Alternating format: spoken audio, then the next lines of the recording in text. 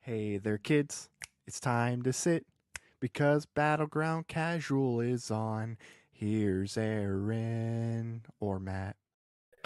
I mean, I'm telling you right now, Adele's heart stopped because she thought that she just ran out of time to actually have her song premiere on here. So I think she was really sad. And then you played it, and she's like, okay, that's good. Maybe it was just a glitch. It's a beautiful song, though. I really do love it. To go easy on me. All right, guys, welcome back to the latest episode of Battleground Casual. Thank you for tuning in if you are watching for some reason. My name is Aaron Canola, of course, as always, joined by Mr. Matt Beer. How are you doing tonight, sir? I'm doing well. I'm excited to see the Lakers lose again. That's going to be a lot of fun. Who are they playing? Lovely. The Nuggets. Oh, good for the Nuggets. I'm not as familiar with them, which means they're usually not successful. So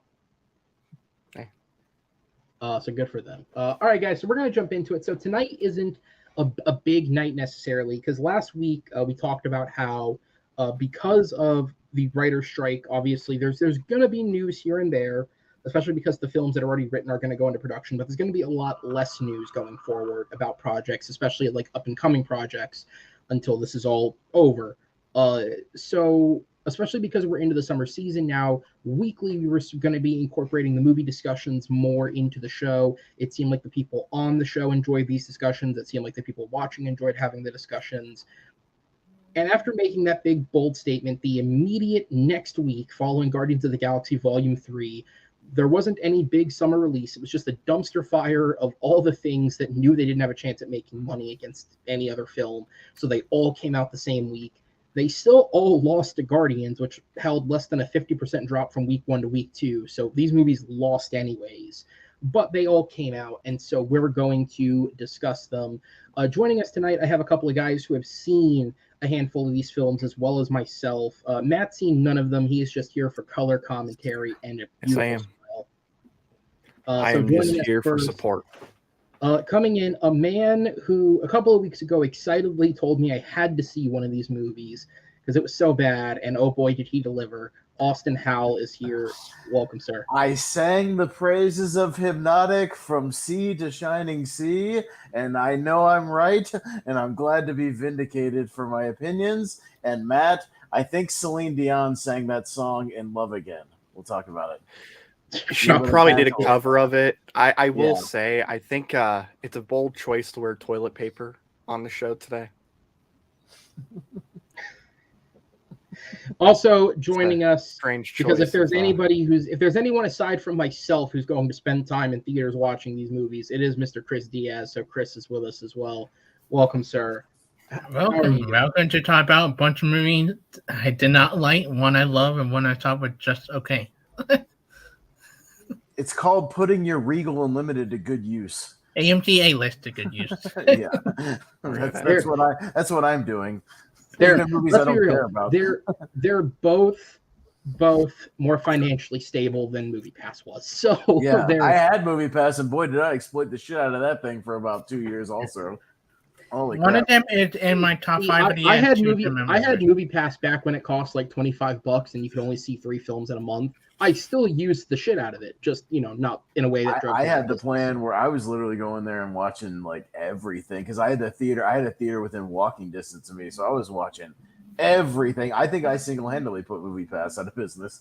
Just me going because I'm pretty sure I was spending $100. MoviePass. This is a tangent from the MoviePass was my nightmare because I worked when MoviePass was like at its stride. Was like right when I was working at the AMC. I was transitioning from like full-time guest services into like proper management, and dude, that thing was the bane of my existence because not only was it a nightmare, like so everybody who knows MoviePass went out of business because their business model was completely insufficient.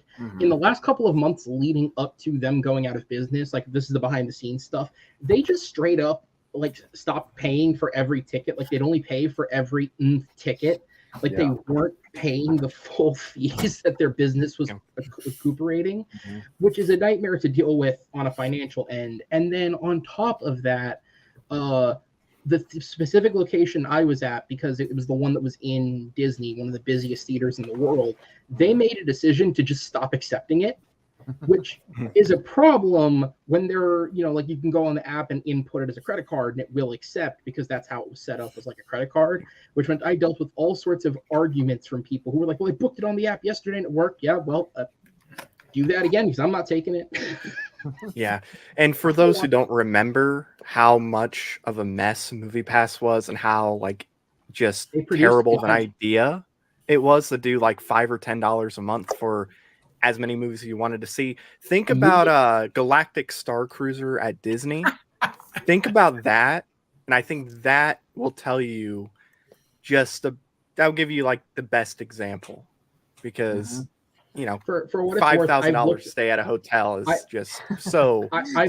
$6,000 for a 2-day escape room doesn't exactly appeal to me. Look at him not having with mandatory fun too. That's what it is. That's what it fucking was. It was a 2-day escape room where you got to sleep in between. That's what it was for $6,000. Oh, gee, I wonder why it failed when I can go do an escape room for $40. Up the road. Oh my god, what was it? For anyone who's curious, by the way, I've looked, because MoviePass is relaunched under its old ownership. It's not the guys who drove it into the ground. It's new old ownership. I looked into the model as to how they're choosing to run it, and because the plan of you can pay X amount a month and see a movie a day, which was the plan before, it cost $10 before. Now, if you want that plan, it's going to cost you $40. And it's not even available in all markets because some just won't put up with it. No. Yeah. Because they're just done with that shit. Yeah, like why would they? It was a cluster. It was a cluster last time. Why would they deal with it? Yeah, like why would you? And I drive not like a huge distance, but to my Regal, just because it's a better theater than the one up the street from me. This Epic theater that's super old and run down and trash, like bad sound and bad projectors. But it's like, even if I had a $10 MoviePass, I wouldn't go to that theater just because it sucks. And it's, if it's going to be the same thing as Regal Unlimited is, or AMC A-List, like why bother? Those things are fully established now in the marketplace to where a lot of people have them. So I don't see how it can work. Maybe I'll put it into the notes for another week. If we had more time, I would actually break down how it works, because I've done the full research on it just out of sheer curiosity. Yeah. Here's what I'll say. It's not exactly like A-List or Regal Unlimited, but it's much more complicated. So wonderful. So maybe I'll put that in the show notes. I'll just whoever wants to learn about MoviePass, I'll explain it to you rather than you reading it. I mean, I doubt it crashed as much as A-List does lately. My A-List crashed yesterday when I went to see Fast 10. Well, I mean, they did file for bankruptcy, so we'll see what happens. Yeah, might still work. Thankfully, they had my information, so I didn't have to pay money to see Fast 10. All right, so let's go ahead and get into these movies. So I have a couple of smaller news stories as well, ones that aren't like enough to hold a prolonged conversation about, but we're going to alternate back and forth between story movie, so on and so forth. We'll spend a few minutes on each, and then we'll bump on as we work through these news stories and these shitty films. We'll go ahead and start with the first news story, which is SAG-AFTRA, better known to the people at home as the Screen Actors Guild, has called for a meeting to authorize a potential strike ahead of the beginning of negotiations with the AMPTP. Now, for those who are not in the know, of course, we talked about the fact that the writer's strike is currently happening because of negotiations falling through with the AMPTP. There it is. Negotiations have fallen through, and SAG-AFTRA, which is the Screen Actors Guild, is their contract with AMPTP is set to expire on June 30th. Negotiations are beginning on June 7th, and the people at the head of SAG have called for an emergency meeting in order to get their potential strike in line, so that if a conclusion is not met by the 30th, they will join the picket lines alongside the striking writers. No Now, more movies. No more movies. No more No more 2024, movies. 25 movie. reportedly, a part of this negotiation for a strike, this setup for a strike ahead of negotiations, is that SAG will side with the WGA in that if a good conclusion is not found with the WGA as well as within their negotiations by June 30th, they will not sign and they will strike alongside them, which is, I think it goes to show that this strike is A, deadly serious, and B, there's a lot more alignment in Hollywood than there was 15 years ago during the last strike. Productions are finding it harder. As we said last week, we're not going to report every time a production shuts down, but you can go online and find the infinite number of stories. More and more and more productions that were thought to be able to continue are shutting down. For example, Andor, which was going to continue with showrunner Tony Gilroy on set without him contributing to any of the scripts because they were finished. He has now made a decision to step away from the show in alignment with WGA, and it's more than likely that the show will shut down production completely. For the moment, it is still filming without Gilroy present, but Disney doesn't feel comfortable continuing without him there. So they're probably going to shut down soon as well, and that's just one example. So this strike is a very serious thing, and unless the AMPTP can come to a conclusion quickly and a conclusion that everybody's happy with quickly, this is not going to die down, because in just over a month, they're going to have 2 guilds to deal with on strike. So we'll go through it quickly. Matt, what are your thoughts on this? This is exactly what I expected to happen. When we were initially talking about it, I said, this is not the only group. You got the directors. They got to go through their negotiations, and the actors. What this tells me, and this is just kind of a gut feeling, maybe I'm wrong on this, I think the strike's going to end soon, because I think studios, or at least the ones that are being the main issue with the whole negotiating, Netflix, for example.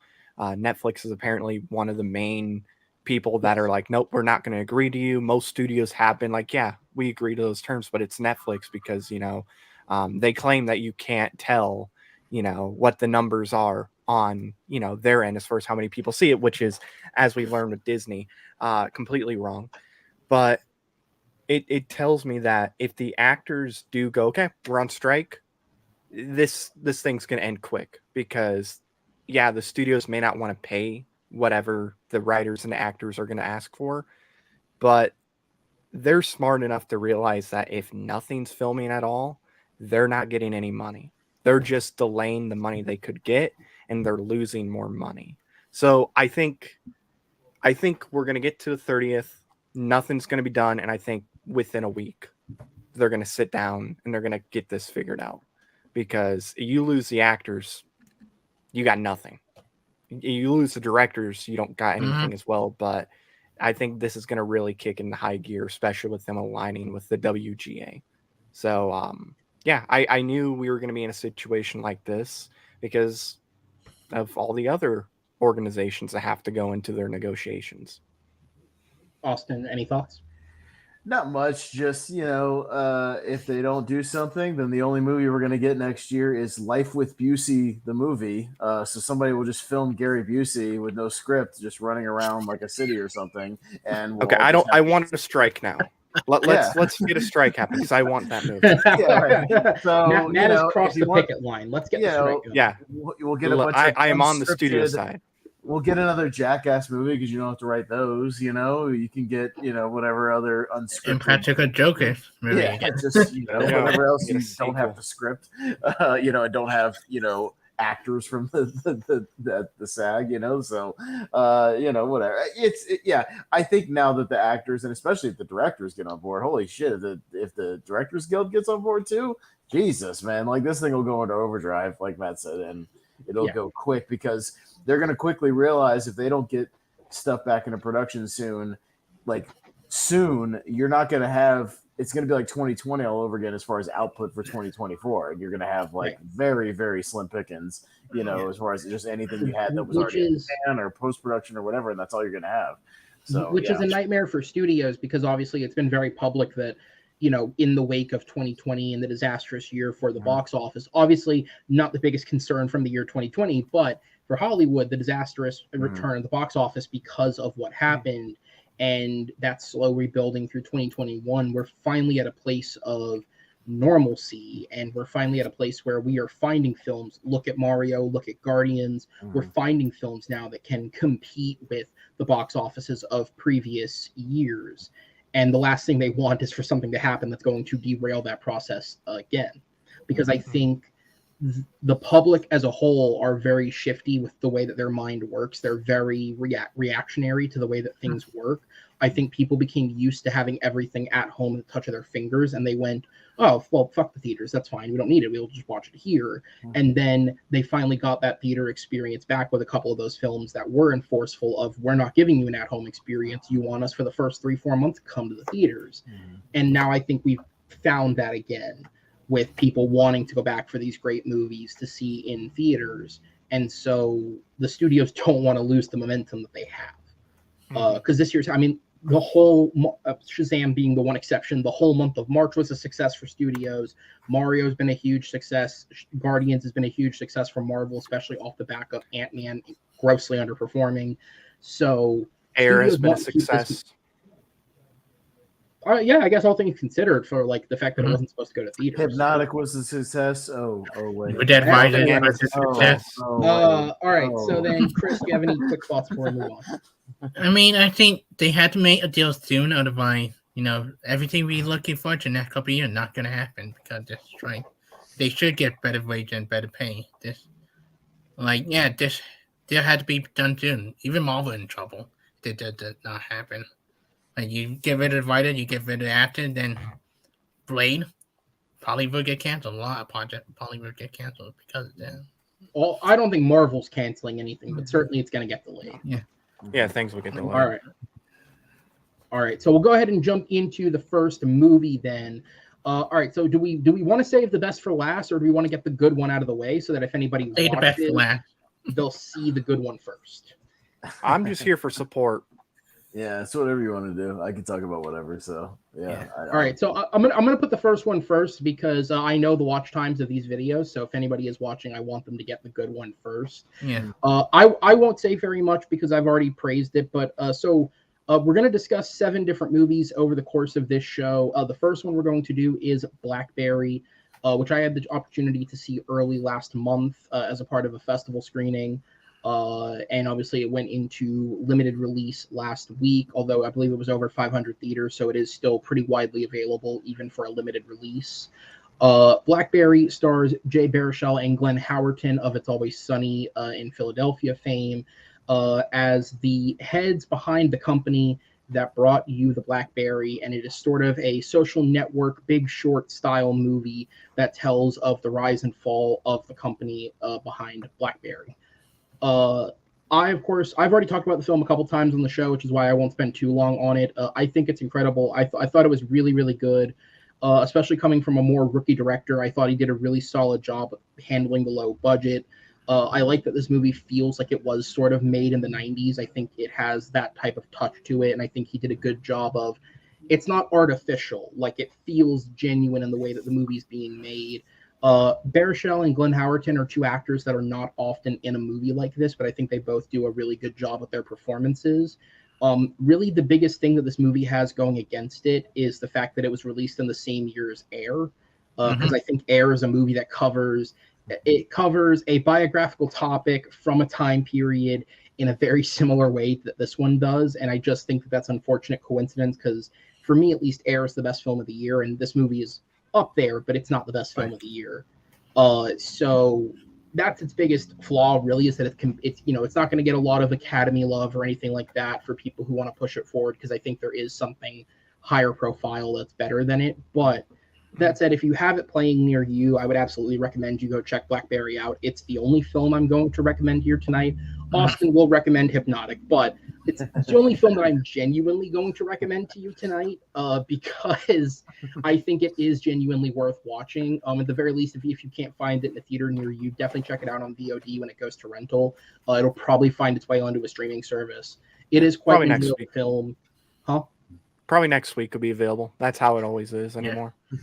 And go watch it, because especially because if you want to see two actors who normally don't do this type of film do a movie like this, because I do think their performances are what hold this film up. Also, Yeah. it was nice to see Michael Ironside in something. I don't remember the last time he was in a movie, and He he's was so funny very in the fun in movie. this.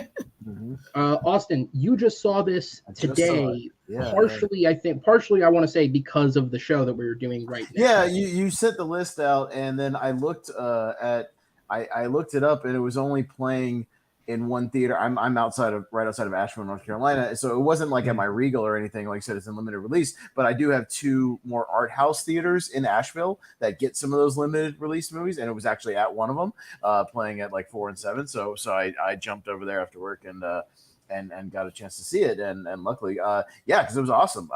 Dude, listen, give me every one of these loosely based on a true story business movies you can give me at this point, Yes. because they're all awesome. I loved Well, Air. you have loved one about this. Cheetos coming in a couple weeks, Dude, so. I'll watch Yeah. the shit out of that, because as silly as they sound, it'll probably be great. Tetris. Yeah, I haven't seen Tetris yet, but my mom has an Apple Plus now, and I stole her password, so I'm gonna watch Tetris. But I'll probably love that too, because like I'm loving every single one of these movies. Give me a MySpace movie. Give me a Pepsi versus Coke movie. Give me a Nintendo versus Sega movie. Give me a thing about New Coke. I don't care, and the demise of that. Give me DeLorean, the rise and fall of DeLorean. Give me whatever, anything you can give me, like loosely based on a true story about a business or something, or corporate things. Like at this point, I'll take them all, because these movies are great. And like I think, now I will say, I think the first 15 minutes it kind of started out a little slow, but I think once Glenn Howerton like comes over to them and like takes over the business or whatever, it like actually it picks up. And I didn't realize that was Dennis from It's Always Sunny at first, like legitimately, because he's got he's got a Patrick Stewart like horseshoe bald haircut in this movie, and he's not acting like Dennis. So like I was like, the whole movie I was like, where the hell do I know that guy from? Like, I know that guy. And then I looked up afterwards, like, oh, it's Dennis. Like, okay. Credit to him. Yeah. For anyone who's wondering, he did actually shave his head for the film. If you go look up, because the guys from that show now do a podcast like about their experiences on the show, you can see for a few months there he was wearing either a baseball cap or like a beanie consistently to cover up the fact that he had shaved half his head off. Yeah, no, but he's great. He definitely like steals the movie. Jay Baruchel was incredible in this movie. I thought he was great. This is the best thing he's ever done.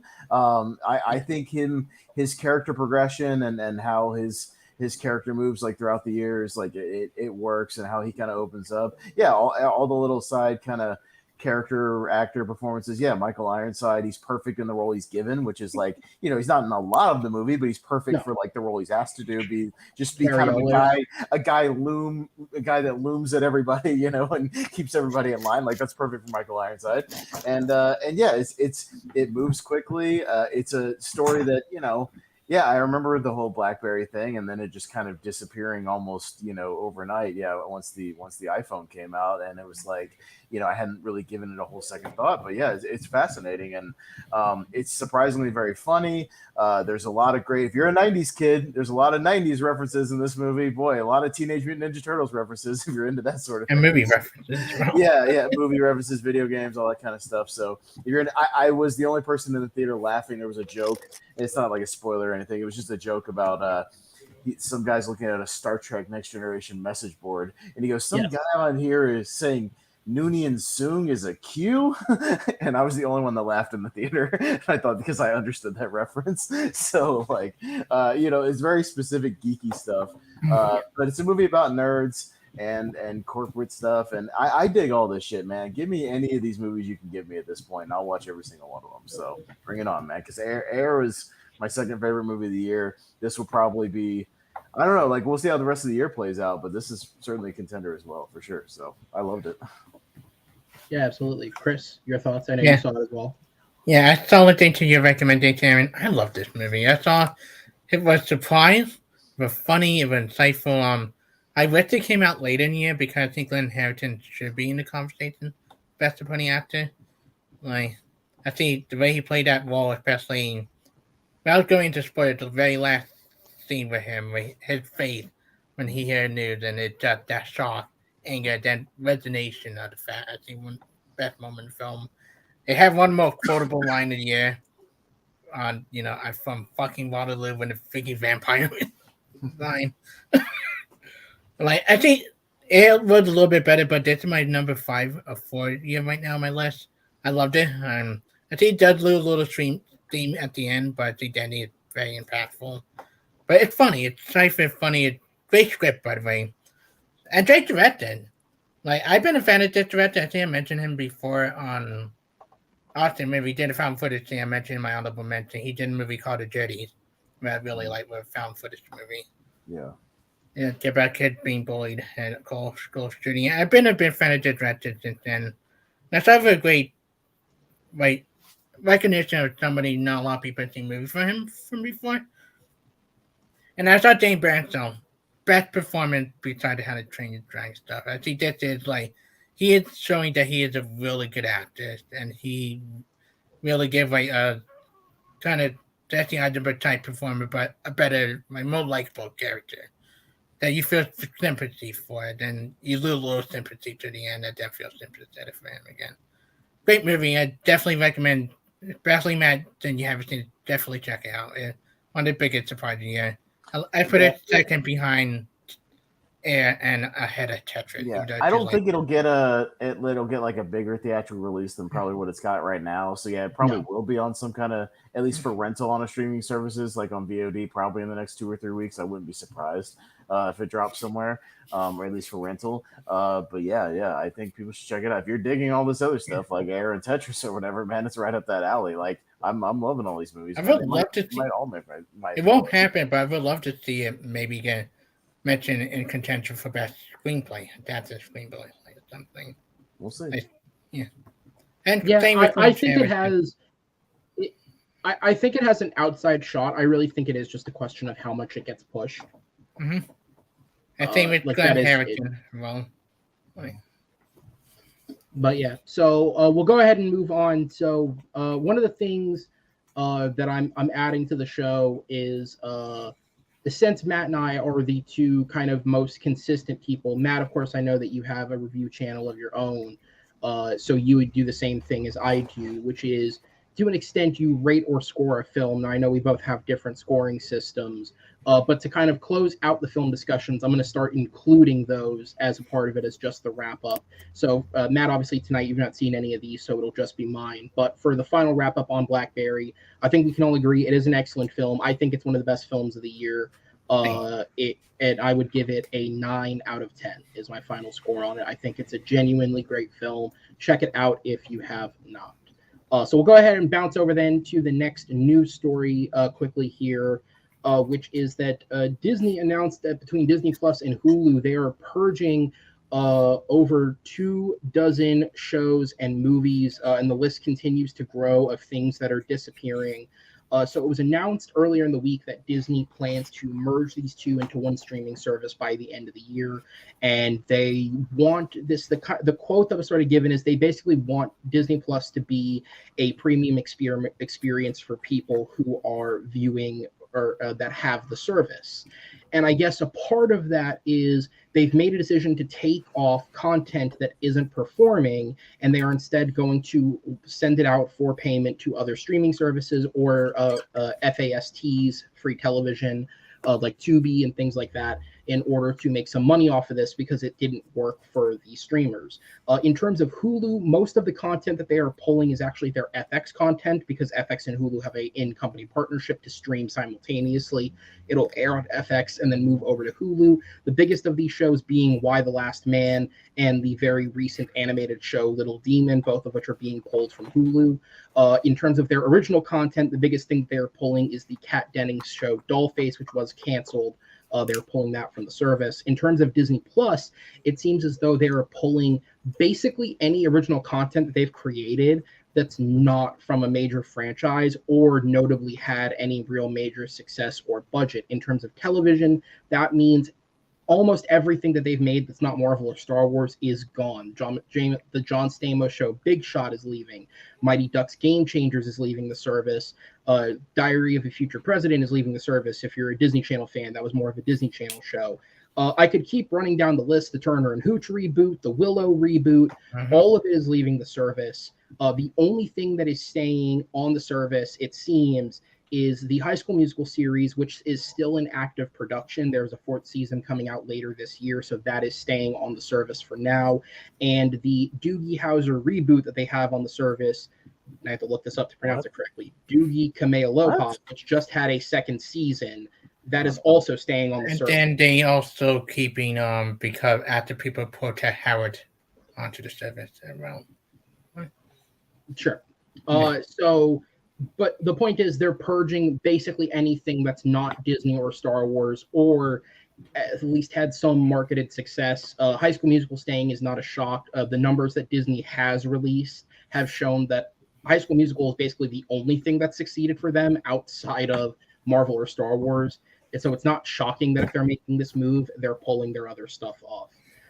So just very briefly, we'll go around the panel. Matt, I'll go to you first. What are your thoughts on Disney purging content off their services in preparation for emerging? I was surprised at first, but it makes sense. They're not making the money that they did a while back. Streaming is not making the money that streaming once did. So it does make sense to sell off some of the shows that just have been delivering. And it tells me that audiences recognize that the Star Wars and the Marvel stuff, and I guess High School Musical, Disney doesn't really do a good job with their Disney Plus original content. They don't really make anything that's really that good. I mean, Willow, you had Warwick Davis return, and that ended up being a disaster. That surprises me. It's gone as early as it is because it's only been out for like 6 months. So that really tells me we're not going to get season 2. That's not going to happen now. But I guess it tells me that really, besides some of the classic animated stuff, Marvel and Star Wars, I don't think a lot of people care about what's on Disney Plus. I didn't even know there was a reboot of Doogie Howser, and there's a 2nd season apparently. Yes. Like, That's why I made the okay. noise. I was like, I have no idea what you're talking about. I don't believe that's a thing. You made that up. It is. A female version of Doogie Howser. Not that bad of a show. Of course it is. Of course it is. Oh, whatever. Marin, if a tree falls in the forest and no one's around to hear it, did it make a sound? No, that's fair. You pull a show, you're pulling these shows that nobody watched or cared about, or the people who did watched it already, and now it's over. Like, who gives a shit? Like, I never cared about Willow. Like, I didn't grow up with Willow, so like I didn't watch that show. I watched the first season of the Mighty Ducks show just because Amelia was on it, so I watched it. And to be fair, it was okay. It was about half as good as Cobra Kai, which was fair. And then when I heard Amelia wasn't coming back for the 2nd season, I bailed, probably like everybody else, and didn't watch it because Amelia didn't come back. So who cares? So that was the only reason I watched the 1st season of that. I don't know what the rest of that stuff is, and apparently neither did the world. So okay, farm it out. Who cares? I'm not upset about anything being pulled off. I thought Bishop was okay. I watched that with my ass whenever did here. I thought the Mighty Ducks show was good, not great. I didn't watch that 2nd season. Uncovered really good, a small documentary series they pulling off on Disney Plus, but that to be picked up anytime for Disney if they want to. And I'm happy to keep Howard because they were an excellent documentary film that, like, people were really pissed off. They were about to pull off because LGBT thing coming out, the movie coming out soon, and how about the guy who did some music for Little Mermaid who passed away. I'm not mad about anything being pulled off. There's some good stuff that being pulled off, but not a lot of people that don't watch them. I had the Autumn Fallon being taken off. Thank God nobody ever had to search for that movie ever again. I just thought maybe it was the case, Aaron, where they're purging so much money right now and losing so much money. Maybe they just needed to save money on bandwidth. So they're just pulling some storage space. Like I mean, look, additive bonuses. Okay. Maybe they're just clearing some space. Just The hard drive. They- needed the some hard space. drive's getting a little full. You got to delete some of the older stuff people aren't watching, people don't care about. Whatever. I mean, All right, so They have We'll to find a move way on. to pay Bob Chapek's $1 million buyout. Okay, and this is the only Yeah. thing I'm sad about losing is Jeff Goldblum's show. Yeah, that was good. I wanted to continue Yeah, but watching him did talk you about actively watch it? shoes. Actually, I it was watched not that it bad. religiously. Oh, look at this! You're It's the a one. shoe. You're the one. Yeah. Yes, wow, yes, look at shoe. that! Look at that ice cream! Wow, it's a wonderful ice cream. Wow, Okay. look at this shoe. Just fly to Wow. LA and find Jeff Goldblum. Just He's follow like him around, and you can Watch it, Somebody, one of his somebody do follow him with something a to him. camera and put it on YouTube. It's the same show. Whatever. It doesn't. Just need go to be see him play with his band. Yeah. Let him do All right, Wicked. so we'll move Yeah. on to the next film on the list. I'm just gonna go in alphabetical order because why not? We'll move on to Book Club 2. It had a subtitle, right? The next chapter or The next something. Is that what it was chapter. called? The next chapter. Yeah. A New Dawn. All right. So the only one of us who's seen this Breaking is Chris, Dawn so Part it'll be 2. quick. What'd you say? It's Subtitles. another one of those. Club 2 Part 1. They're still alive somehow. They're not dead yet. Yeah. I don't know. It's one of those just sweet. God saved us?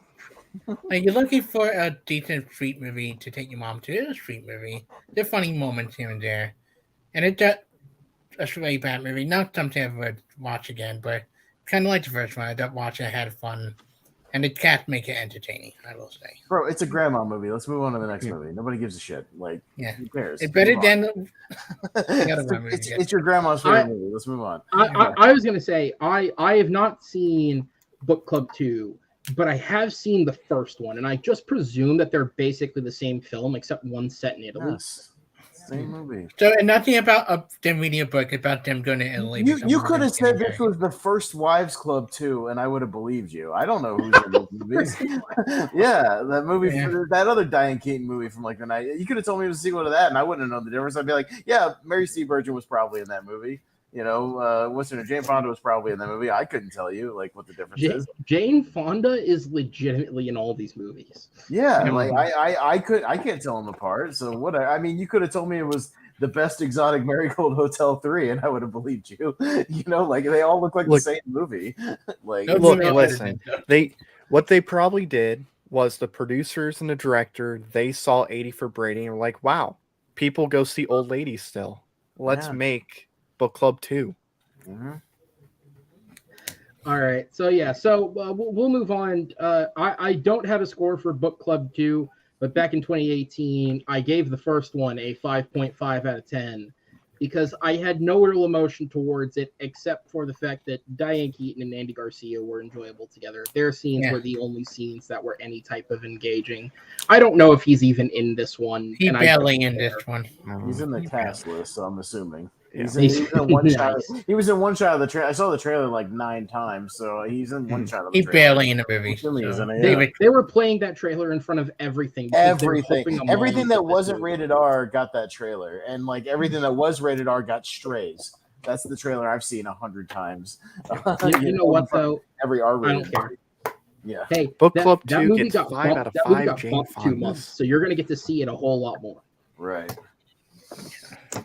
So we'll go ahead and jump. So that's Book Club 2. It got the discussion it deserved. So let's go ahead and jump into the next one, which is we have 2 different films this week that have put together their cast lists. We'll start with the first one, which is Ridley Scott's Gladiator 2. So already we knew who was a part of this film to an extent. Paul Mescal stars in the role of Lucius, which was played by Spencer Treat Clark in the original. This is focusing on him, now an adult, ascending to the throne. We also know that Connie Nielsen is returning in her role. They had also announced that Denzel Washington and Joseph Quinn were a part of the cast. And now we have a more full cast. As it's been confirmed, the supporting cast is filled out by newcomers Pedro Pascal, Matt Lucas, Lior Raz, Peter Mensah, and Moon Knight star May Kalamawi, who are all joining the cast of this film. It's also been confirmed that Jaimon Hansu and Derek Jacobi are also returning to reprise their roles from the original film.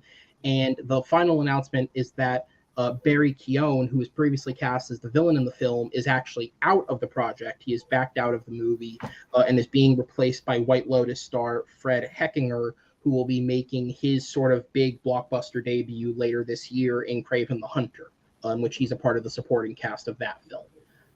So that's the first one. The one that I feel like excites people more is Mortal Kombat 2, which is set to begin production next month. What a strange bit of casting this is. Has also announced its cast. So for starters, we'll start with who's returning. Despite the apparent hatred of everyone on the face of the planet Earth, Louis Tan is set to return in the role of Cole Young, a character that was originated that from iconic Mortal Kombat character of Cole. Alongside him, I love Cole here. Alongside him, we know that Jessica McNamee is returning as Sonya Blade. Hiroyuki Sanada returns as Scorpion. Makad Brooks returns as Jax. Tadanobu Asano returns as Raiden. Ludi Lin returns as Liu Kang. And Shin Han returns as Shang Tsung. Joe Taslim, who portrayed Sub-Zero in the first film, returns, this time following the game's story progression, taking on the role of Noob Saibot, a revived version of Sub-Zero. And we have two new bits of casting, I believe, going into this film. The big one, of course, is Carl Urban, who has joined the cast as Johnny Cage. The second, which was announced today, is Uncharted star Tati Gabrielle is joining the cast in the role of Jade. For those who don't remember, Gabrielle played the villain of that film. That's probably her biggest role. No. So with that said, I'll just have each of you guys pick one. So Matt, Gladiator 2 or Mortal Kombat 2, which cast additions interest you more? I will say I think Mortal Kombat. Gladiator 2 interests me more as far as the casting because you have Pedro Pascal in it, Jaimon Hansu's returning, Paul Mescal in it. I mean, it's got a really good cast. The Mortal Kombat cast is full outside of like Carl Urban and one or two others.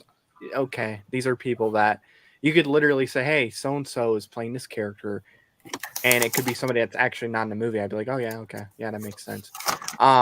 I really do hope that this movie does get some of the more accuracies as far as the geography of the world correctly, because my biggest issue with the first film was that they went to Gary, Indiana, and that's not Gary, Indiana. That's like St. Louis, like middle of nowhere St. Louis, because Gary, Indiana looks nothing like that at all. That looked 10 times nicer than what Gary, Indiana actually is. The trailer that we saw that they visited in Gary, Indiana, that would be like a luxury type of home in Gary, Indiana. So I really do hope that they actually send the people to whatever city they're going to, because that was not Gary, Indiana. I thought it was weird that they chose Gary, Indiana. I mean, I guess Michael Jackson was born in Gary, but like Gary, Indiana's like everybody's leaving. It's run down. So it's like, why are we doing Gary? Are we trying to get more people to go to Gary? It's not going to work. They're trying to put in the Music Man reference as much as they can. Well, I will say, though, I guess, with it being Mortal Kombat, Gary, Indiana in the 90s was the number one murder capital of the world. So in Mortal Kombat, I guess it makes sense. The film it was even nicer then than it is. So, yeah, that I knew they didn't go to Gary. Like, Gary, Indiana's, look, if you live in Gary, Indiana, this is the most get out. that Gary, Indiana's ever had. Yeah. See that in Music Man. Look, I'll say this. If you live in Gary, Indiana, leave Gary, Indiana. That's what I'll say. Austin, we'll go down to you unless you also have a city in North Carolina you'd like to shine a hatred light on. Yeah, was there a city in Gladiator that just didn't look right? No, I don't know. I mean, the Gladiator thing, it's like half of those were TV people I'm not familiar with, so I'm sure they'll be fine. I don't know. Denzel intrigues me, but that's about it. But the Mortal Kombat thing, I think the Carl Urban thing was, from what I saw when it was announced, was fairly divisive. I think just because, he's 50 years old. So unless they're going with the angle that he's an aging, action star, which they could go with. But here's my issue with it. Carl Urban, and I love Carl Urban. I love Dredd. I love him in the Star Trek movies. Like, I love Carl Urban. Boyd. But here's the thing. He would make a better Kano, A. Mhm. He's way more fit for Kano. And B, his fighting, when he does fight, he's more of a brawler. Like, I can't see Carl Urban doing the split nut punch. You know what I mean? Like, I can't see that in my head. I can't see him doing shadow kicks. Like, it's more about the flexibility thing and the way Johnny Cage fights. I can't see Carl Urban doing that style of fighting, which is why he would make more sense if he had been in the last movie as Kano. Like, that would have been fantastic. In this movie, I would say that the two people that people were calling for that I would have been cool with were The Miz from WWE because he could do it, and he's got the personality, or Scott Adkins, who's a little bit older, but he's a legit martial artist, and you put the shades on him. He's done promo pictures as Johnny Cage, would have been awesome. And he's coming off of John Wick 4, which he had a great scene and didn't steal the movie, but like he had a great scene and he's a lot of fun. Like, and I think he could do the role. So I would have been those were the two I was gunning for. I don't understand the casting of Carl Urban as far as the fighting style is my pushback. I don't understand. I can't see Carl Urban doing the splits. That's my thing. Carl Urban doesn't remind me of Jean-Claude Van Damme. You know what I mean? Like, every time he's had a fight scene, it's I'm going to grab you, punch you, throw you around, not like jumping all over the place doing split kicks, So like that doesn't make sense to me. So I'll be interested to see how they play it. I'll wait for a trailer, but I don't know about that one. That's the one casting where it's weird to me. Like I'll just play a wait and see game with that one. Chris, which cast interests you more? I'm more into Gladiator 2 than Mortal Kombat. I did not like the Mortal Kombat movie that much, except for the last half hour. Was it Gary Indiana being wrong? Is that why you didn't like the movie? No, everything was Scorpion, Sub-Zero, stuff was great. I just did not like the main character at all. When you add the girl from Uncharted, who I thought was awfully Uncharted, the villain, I'm like, he was so bad at that movie. And Carl Urban got me interested because I love him. I love him in Dredd. Love him in Star Trek. I love him in Boys. I can't wait for the fourth season to come out. Mm-hmm. He did do action really well, especially in Boys. That gave me say Gladiator 2 I've been looking forward to despite Ridley Scott. Last movie I hated. I did not like House of Gucci that much. Even though I love the last duel. The cat got me excited. I hope that Ridley Scott's last duel and his good stuff, not his House of Gucci. That's just God of King crap. And Pedro Pascal. He's the most hit or miss director in Hollywood right now because it's like I love The Martian, but then I hated Alien Covenant, and then and then Last Duel was good, but then like House of Gucci was weird, and then it's like he's the most like inconsistent director in Hollywood right now. It's like it's either going to be pretty great or like a massive failure. Like it's really weird. Like he doesn't do anything in between. Give me more Pedro Pascal after The Last of Us and a lot of stuff. I can't wait to see him do more stuff. Sure. I'm excited for Gladiator 2. Great one coming out for that next year, November. All right. And so my thoughts, I liked Mortal Kombat. I don't have an attachment to the game, so most of the stuff that like a lot of the complaints that people had about the movie, which is totally fair, was in the adaptation of it. That there was a lot of things that weren't quite there in the adaptation. That's fine. It didn't affect me just because I didn't grow up with the game. I don't have a lot of experience with them. I understand from a studio perspective why they put in a new character as a series lead, because I think to them it's safer to just create a character that you can use as a POV character than it is. But here's the thing, you've got characters in that universe that you could use as like the first movie used all those three main characters as that, introducing them. I'm not disagreeing with you. I'm just saying I understood it. Sonya Blade could have been that character. Jax could have been that character. Like you didn't need this new. Sonya Blade would have been a much more interesting main character then. I just mean like they have I'm not disagreeing. Non-mutant characters or whatever that could have been that proxy, and like you could have followed a main character. Yeah, it's this obsession with like we got to create a whole new thing. I don't know. I'm not going to say the character was well written or he was particularly like. He did definitely feel like a blank slate they could make a lead character. I'm just saying in terms of like the reception of the film, I thought it was a fine action film. The other bit of news that came out with this, which I'm not going to go back around on it, I'm just going to throw out the piece of news, is they've announced that the screenwriters on the film have changed. The original film had a story that was written by Oren Uziel, who was a rookie writer. The screenplay was written by Greg Russo, who was a rookie writer, and Dave Callahan, who wrote Shang-Chi and the Legend of the Ten Rings as well that same year. In the sequel, they've instead changed those two out. Orion Uziel wrote the story for the movie again, but they've brought in Jeremy Slater to write the script, who is best known for his writing work in television on both Moon Knight and The Umbrella Academy. So he'll be the one tackling the script this time around. You can make some confidence. So with that said, we'll move on to the next film in our list as we alternate back and forth. Again, this one will be pretty quick because I believe only one person saw this film. This is Fool's Paradise, which is Charlie Day's like ego vehicle, essentially. He directs it, he writes it, he produces it, he stars in it ×2 because he plays two different characters in the movie. This is also one of Ray Liotta's final films, as a lot of people fans of Ray Liotta were coming into that run of his last films. Cocaine Bear came out a couple months ago.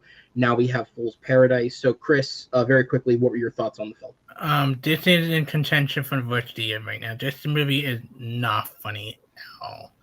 This is like, you want to see Charlie Day to be silent character and then play a really annoying character that gets killed off pretty quick in the movie. Maybe one of the few funny moments. It's just so bad. Ray Liotta is so bad.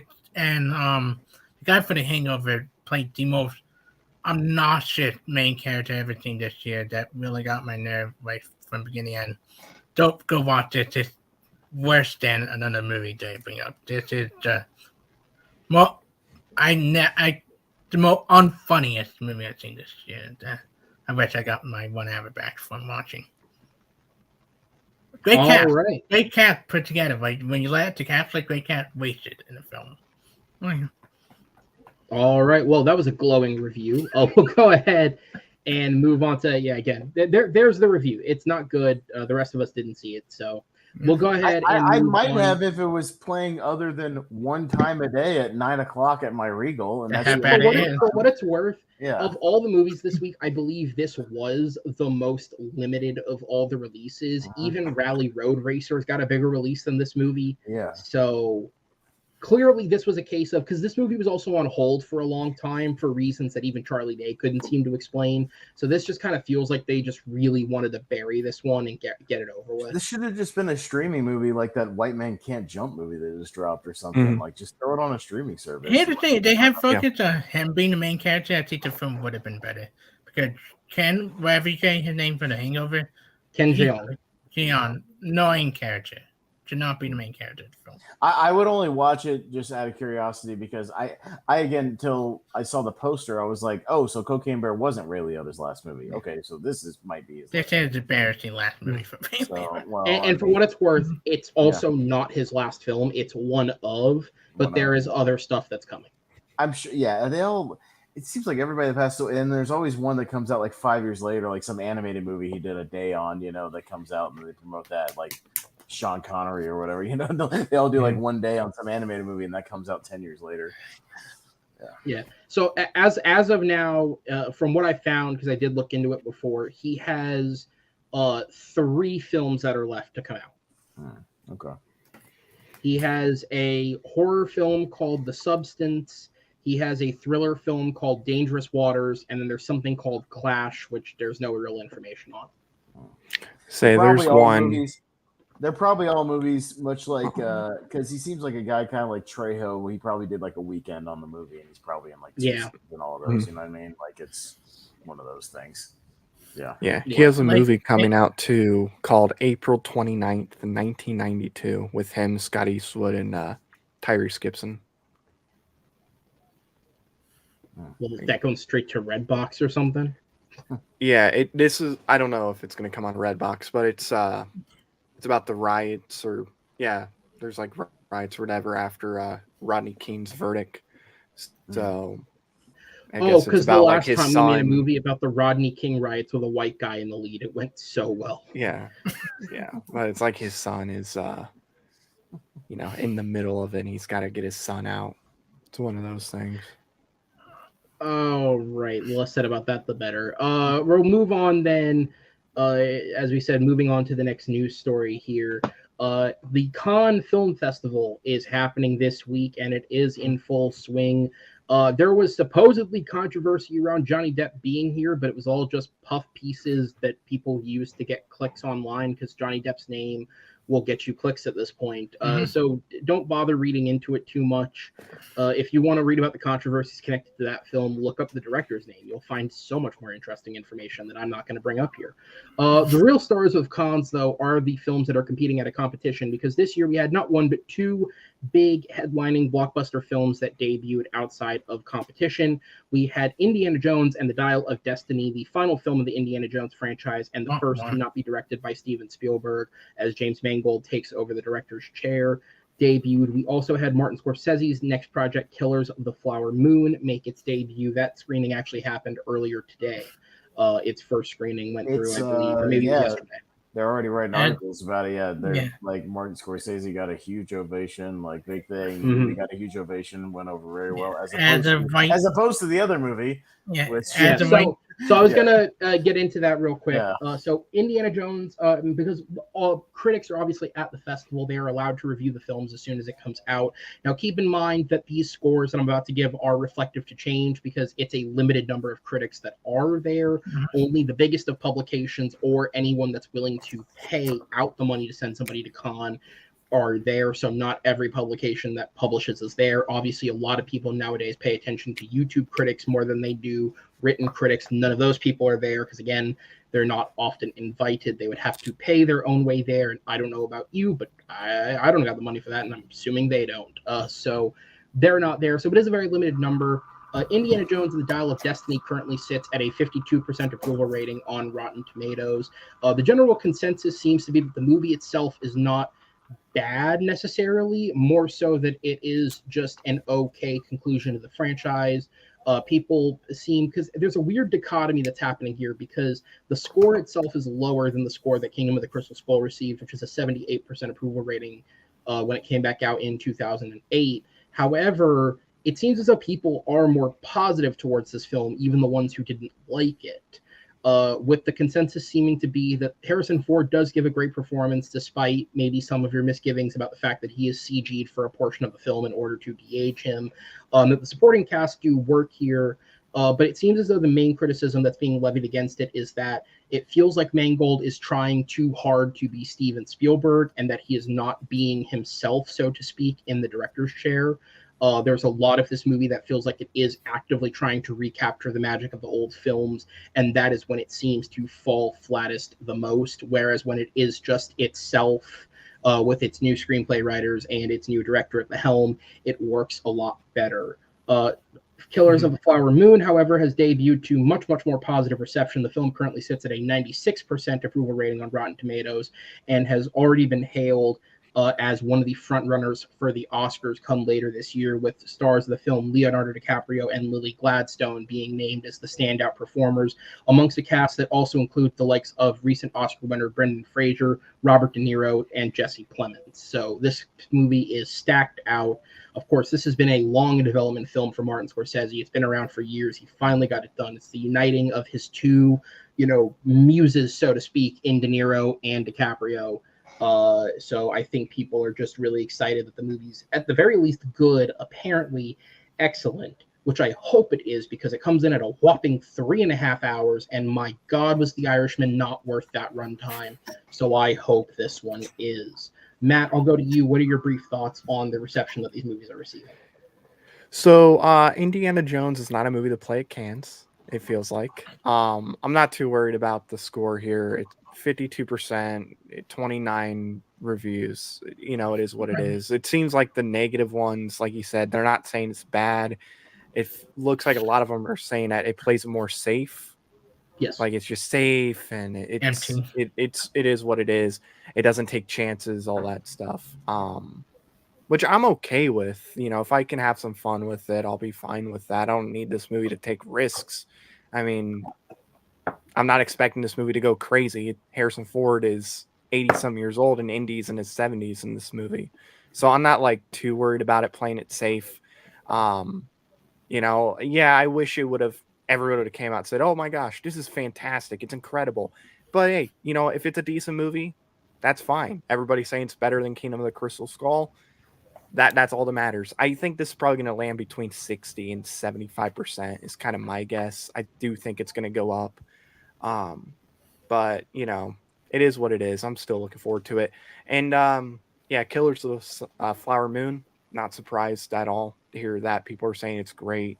I saw IndieWire said that Leo gives his best performance of his entire career. We'll see if that's the case because he's given some incredible performances. But I mean, I thought the trailer was fantastic that came out this week. I'm really, really excited to see this movie. I need to find a theater that's playing it anywhere in my location because I gotta go see coming it. out the same week as Craven, so that great Yeah, double so, for anybody. Sorry, Aaron Taylor Johnson. I'm seeing Marty's movie instead. But no, I'm looking forward to both. It's just, I was expecting a little more positivity for Indiana Jones, but Killers of the Flower Moon, it's exactly what I expected. Martin Scorsese at these festivals, it would be shocking to hear anybody say, "Oh yeah, this movie stinks." Austin?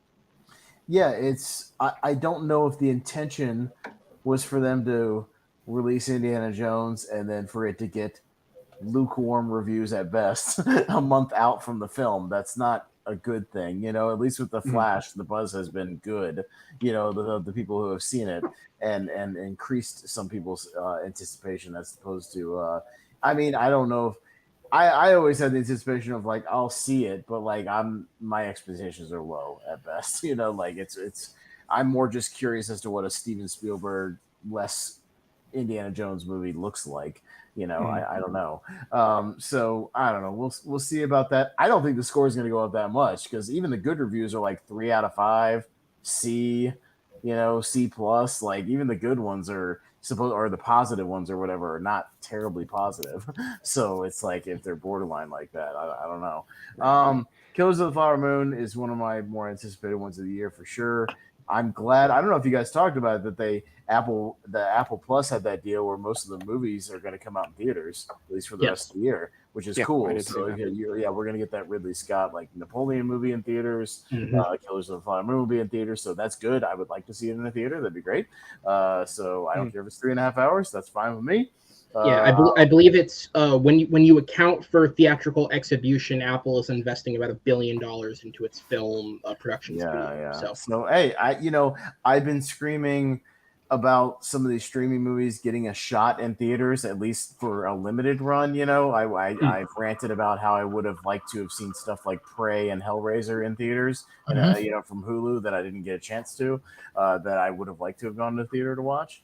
Not every one of them every little small movie needs to be in theaters, but at least the more high profile ones and the franchise stuff, whatever, once I have a chance to make some money. Glass Onion did well in that 1 week Netflix put it out. It did pretty well at the box office. So I don't see why you wouldn't. People will go check it out. So yeah, I'll go see it. I'm looking forward to it. And yeah, saying it's Leo's best performance is saying something because that dude has cranked it out the last 10, 15 years, one great performance after another. So that's saying something. So yeah. Chris. Yeah, I shop by Indiana Jones reviews. I love Jane Mangold as director. But except for maybe one or two of his films, I usually love most of his films. The last one was one of my favorite. Last couple of years before Richard Ferry. But it's just like I join in with low expectation. I think Disney really hoping next week that both of their 2 movies that getting reviewed drop. But Little Mermaid and Monday Day Elemental later that we get better reviews than Indiana Jones because that's a Guardian. They haven't had a lot of really well loved films this year so far. Like I hear good thing about Little Mermaid. Haven't heard anything about Elemental, but you're hoping, and I don't believe Elemental screened yet for people. So next week, so reviews for 2 Disney movies will be out next week. Like, and then Killers of the Flower Moon. Yeah, I've been looking forward to it. I love the trailer. I just true story sound interesting. Read up a little bit about it after I saw the trailer, and it got my interest. A lot of DiCaprio, a lot of De Niro, a lot of Jackie Plemons. 3.5 hours. Yeah, I get used to that by now, and like here for good performance, great story. And don't read the book sometime this summer that the movie's based on. Absolutely. All right. And then Indiana Jones. I'm looking forward to the movie still. Um, I'm in a weird place with it because it's like I just I I vehemently believe that we just shouldn't have gone back to it. Like I feel like you're you're chancing fate because as much as you have a chance to get one that's better than Crystal Skull, you could also get one that's worse. And again, it's kind of similar to Mortal Kombat. Indiana Jones is one of those things where I view it very differently from people because I saw all 4 films at the same time. I didn't wait years for Kingdom of the Crystal Skull. While I certainly think it's the worst of the films, I don't have a pure hatred for it the way a lot of people do because again, it's the type of movie where it's not great, but if you've waited 20 years for it, I certainly understand why you felt the way you did watching it. Didn't hit me that way because I saw it immediately after seeing the third one. But I do think you had a chance of getting one that's better, but also getting one that's worse. That said, James Mangold's last 2 movies have respectively been my favorite films of those years. So that certainly boosts my excitement for it and my hope that he delivers a good product. But I also think that Matt had a great point in that Cannes is notoriously known for being a very, like, of all the festivals, Cannes the snooty one. It is the one where it's the uppity, it's the highest of the high that are going to see this. And Indiana Jones is a weird choice for a film to debut at Cannes. It's a weird choice to bring it there. I think it was more for the publicity of it because it got Harrison Ford out in front of people. He spoke about the film and his experience. Spielberg was also at the festival. He spoke about the film and his thoughts on it. But then again, didn't they have Top Gun Maverick at last year's Con? Yeah. And that got a great reception. Like, and it was legitimately good. It did, but Tom Cruise is one of those stars that, like, I gets know. good It was more for Tom Cruise, but but the reviews coming out of it were point good, that I'm and just it followed making up. So yeah, it's a weird move to send it there, especially when you had CinemaCon just a couple of weeks ago. I feel like that would have been the place to do it. Yeah, the movie could still be just okay. Like, I'm not saying that the movie's clearly skewed because of where it debuted. It could still be just okay at best. But I think Cannes was a weird place to debut it. You should have done it at CinemaCon if you were going to do a big debut ahead of it. It should have been there. And I think they did premiere Kingdom of the Crystal Skull at Con like many years ago too. I remember it. They've done this before. So, anyways, we'll move on to the next film on the list. This is the one I know Austin's looking forward to, so we're going to go to him first. Me too. Is Hypnotic. Now, this movie set records. It's the lowest opening weekend of both Ben Affleck's career and Robert Rodriguez's film. To be fair, the studio didn't do shit to market this movie, so I'm not shocked that it failed, but it's also not very good. So there is something to be said there. They didn't market it, so I understand why it failed. That said, it's also not very good.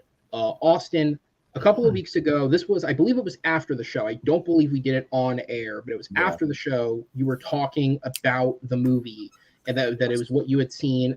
So for anyone who doesn't know, Regal does these $5 early screenings. They're secret screenings. You don't know what you're going to see, but well, technically, you can figure it out pretty easily if you're savvy. Most people speculate. I mean, the last one was Kandahar, the Gerard Butler movie. Most people speculated it based. You can sometimes speculate based on the rating, the runtime, and also at least the last two before that, it was those trailers that we had been playing before that. Like, they played the Hypnotic trailer before the previous movie, and then it was in the same studio, and then they showed it, which made sense. And it's usually some movie that could use kind of a word of mouth marketing push. It's not going to be like a big giant movie, you know. Like the next one is actually going to be a 5 p.m. like PG movie, which they think it's going to be that one you talked about, Aaron, that really bland DreamWorks like Kraken movie. Oh, Ruby Gillman. Yeah, that is probably going to be that Kraken movie because it's like a 5 p.m. like PG movie. So they're pretty much saying it's probably going to be that, which I'll skip that. But yeah, like they've been doing those. You can kind of figure it out. I thought it was either going to be this week Kandahar or The Machine, the Burt Kreischer movie. Just one word review because we're talking about Hypnotic. How was Kandahar? Kandahar was, I mean, it's about as good as Plane was. Did you like Plane? Okay. It's a Gerard Butler action movie. Enough Yeah, said. I've they seen- showed it at my So- AMC inside it. Did it go Yeah. to? Yeah. So I've all right, seen so 5 minutes of Hypno- Kandahar. I Yeah. saw the first 5 minutes, Right. and I was at work, and I was like, "Oh, I'll watch this while I'm at work." It's like I can't concentrate on the movie, so I Yeah. watched 5 minutes of it. So I've seen a little bit. Yeah. How many So able to see? we'll all right. So we'll move off Gerard Butler. We'll get on to Yeah. Hypnotic, just because we do have sort of a hard out we want to end the show on. So Hypnotic, Ben Affleck stars. I'm going to use the setup that I assume the trailer went with Mhm. because I didn't watch it. Yeah. So Ben Affleck stars as a detective who is he's suffering from PTSD because his daughter was kidnapped, and they know who did it, but Chris, stop giving away the spoiler.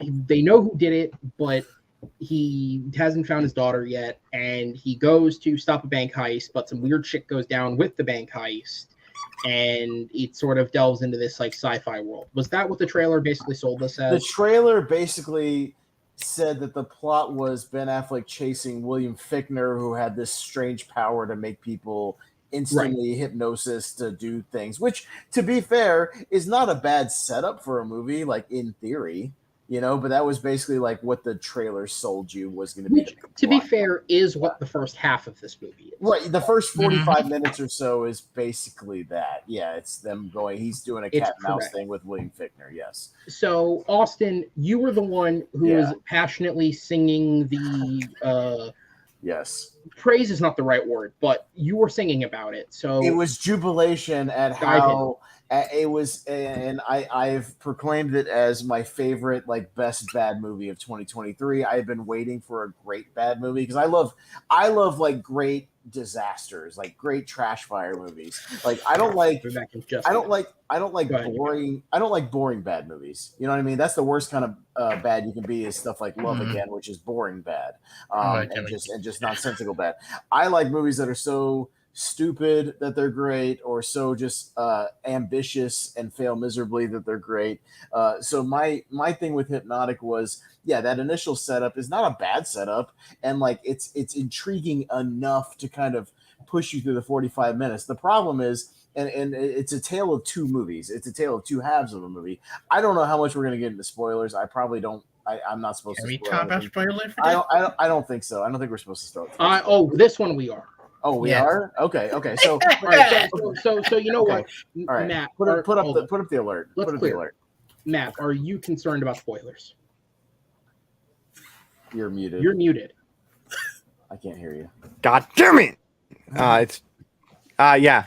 I actually am. I was gonna go see it last week. I might go see Okay, it so tomorrow. I'll be vague. I'll Okay, be vague. so no, hold on. So Matt, step out for a second and just mute the audio when the spoiler alert banner goes away. yeah. Come back in, all right? Okay, so All right. for anybody, you're getting a spoiler warning. Okay, so it's a tale of two halves of a movie because the first half This. of the Just mute your audio. Like turn the audio off on your computer. I figured it out. okay. So the first 45 minutes or so pretty much is what the trailer says. The problem is it's really boring. Most of the movie is really clunky exposition dialogue, mostly done by Alice Braga. Is that her name? The baby mama from Fast and Furious, Vin Diesel's baby mama. And all she speaks in is exposition. It's really clunky, really, really bad. Ben Affleck has really clunky dialogue as well. William Fichtner is clearly just going through the motions and doing his very droll kind of whatever. You there for the paycheck. Take a shot every time Ben Affleck pulls his gun out and points at somebody. You'll be drunk by 45 minutes into the movie. But essentially it's going along. Fichtner's kind of playing this cat and mouse game, playing with his reality. She is also sort of a hypnotic is what they call it, like, but not as strong as Fichtner or whatever. Like, but she has kind of those powers as well.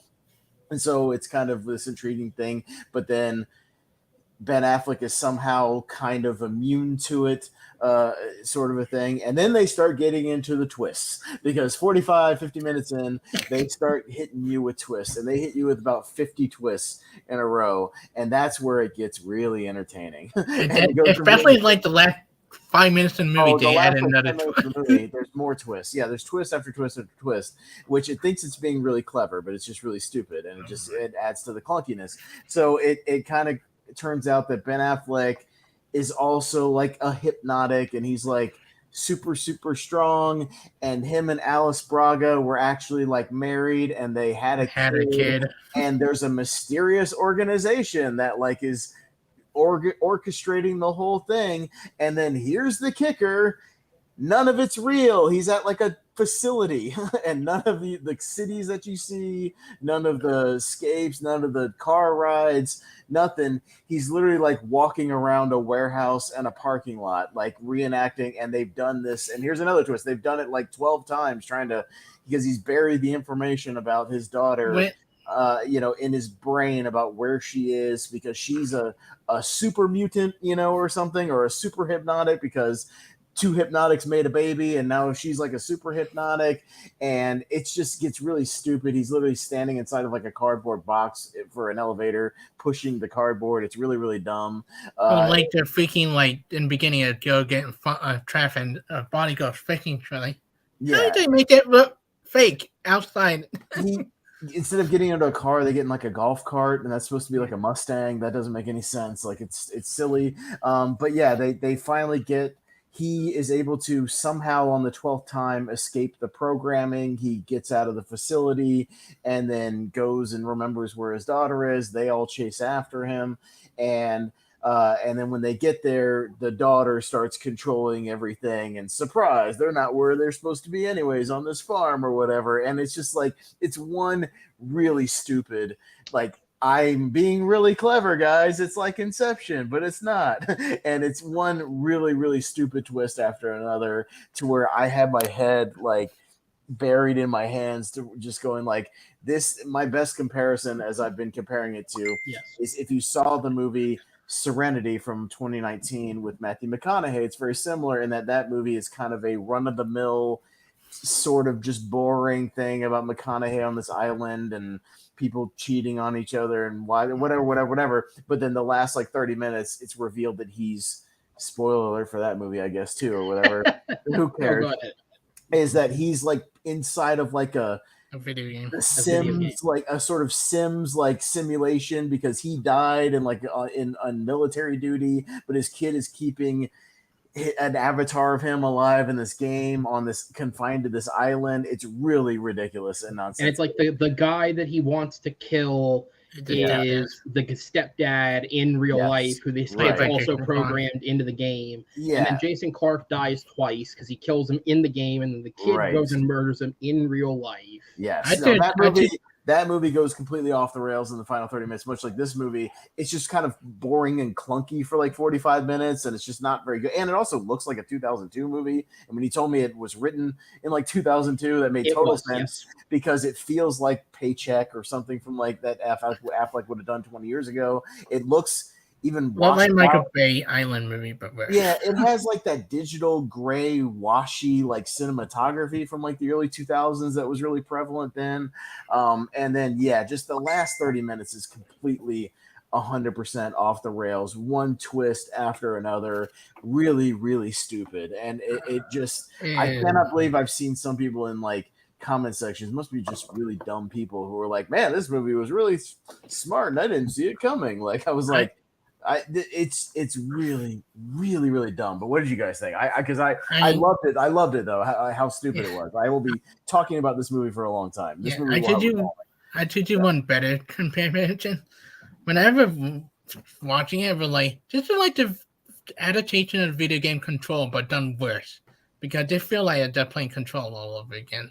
The video game, that whole like hypnotic, superpowers, all of this. So like you change it to the name Control, I would have been surprised. Oh, yeah. But it's just so bad. Sorry. Yeah, so I don't have much to like add in terms of like thoughts or review on the film, because I'm basically on the same page as you, Austin. Like, as I said before the show, like my perception of the film was basically nailed exactly what you thought of it. The first little bit of it is, it's just kind of a very average it's like just detective there. thriller. Yeah. Like it Yeah. reminded me, the movie that it was reminding me of the most, and to be fair, I actually Memento? dislike the movie I'm about to compare it to more, but it reminded me of 21 Bridges with Chadwick Boseman, where it's like this is just a paint by numbers detective thriller, except this one's a Thriller, sci-fi. whatever. Yeah, totally. Yeah, this one's a sci-fi film, but it's like this is just paint by numbers. This feels like an episode of CSI.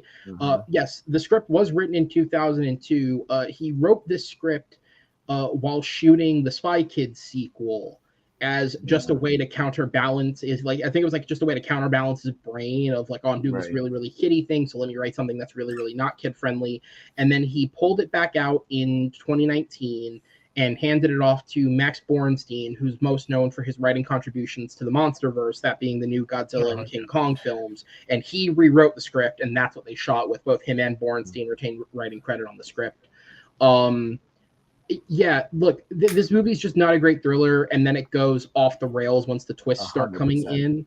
Yeah. And it's not even the fact that there's like a bunch of twists, it's the fact that like every 5 minutes they're introducing another twist into the story that completely breaks what you've seen. And like Right. you know what I mean, like because you had said like the first 45 minutes is sort of plain, and then like this bending twist happens, and then it gets crazy. And I thought the bending twist was, oh, Affleck's actually a hypnotic himself. Like that in my mind is like, oh, we're at that point now. Yeah. And then it's like, no, it just gets worse and worse and worse and worse. I don't know. I was audibly laughing when they go back to start the whole sequence over again. The whole movie over again. Start the movie over again at the 1 hour mark. But I was audibly laughing in the theater when you see him like walking around the warehouse, like and all the actors and like the little sets that they have up, you know, and like literally like he steps into like a box for an elevator and like pushes like cardboard and like for the button, and it's ridiculous. He gets into a golf cart that's supposed to be like a sports car. Like it is the silliest shit you've ever seen, like when they're reenacting everything and you just see it from the non-hypnotic point of view or whatever, you know, and it just gets stupider from there. So yeah. I mean, and then they introduced like the Foster family. Like, where did this come from? Yeah, where did the Foster family come from? I don't know. But the pilot from Lost as a Foster dad. Yeah, Jackie O'Hara was in this. No, he was in that movie randomly. Like who was the guy at the end? It was somebody I recognized. It's the guy from the pilot on Lost from the ship that showed up late in the season. Oh, I don't know. Yeah, I didn't watch Lost. But yeah, there's character actors sprinkled throughout the movie you'll recognize. But yeah, like Jackie O'Haley comes in he clearly shot for a day and then pieced out of the movie, and like there's a twist within that. To me, that would the twist are stupid when they're like, oh, they can pretend to be somebody else, like imitate them. I'm like, oh my god. Like I understand them twisting it to where like he feels dizzy, you know, or he like, you know, is having you know, feeling like he's floating around or whatever. But yeah, when you can literally pretend that like the person you're seeing is not the person, that's weird.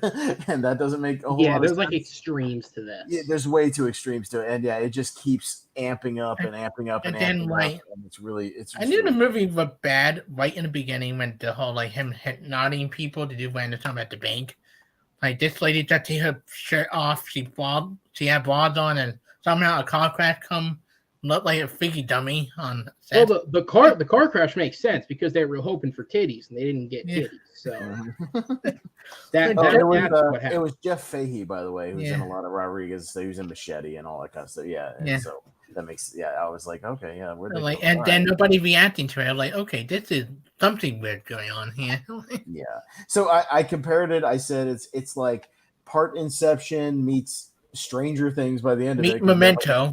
Because you have a Millie Bobby Brown chick at the end who's like super powerful. Yeah, meets Memento, meets Total Recall, meets whatever, you know, just all thrown into a blender, and it's all nonsense. I swear to God, I feel like Roger Rodriguez on Memento, he wrote the script to be like Memento back in 2002. Yeah.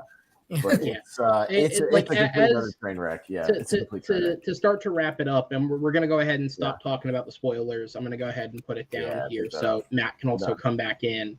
The best, like most succinct way that I've seen somebody put this is, and I went back and looked it up, is a shout out to someone named Matty Ice 34 on Metacritic, whose review, he gave the film a 3 out of 10, and his review was simply... That's what I gave it. Oh, that's what I gave it, because I gave it 1 out of 10. It was entertaining enough at the end. The movie, his review simply put was movie is really good and can be entertaining, so long as you've never seen Inception or Firestarter or Memento or New Mutants or Tenet or The Oh, Dark Island. Knight or hell, even Spy Kids. Right.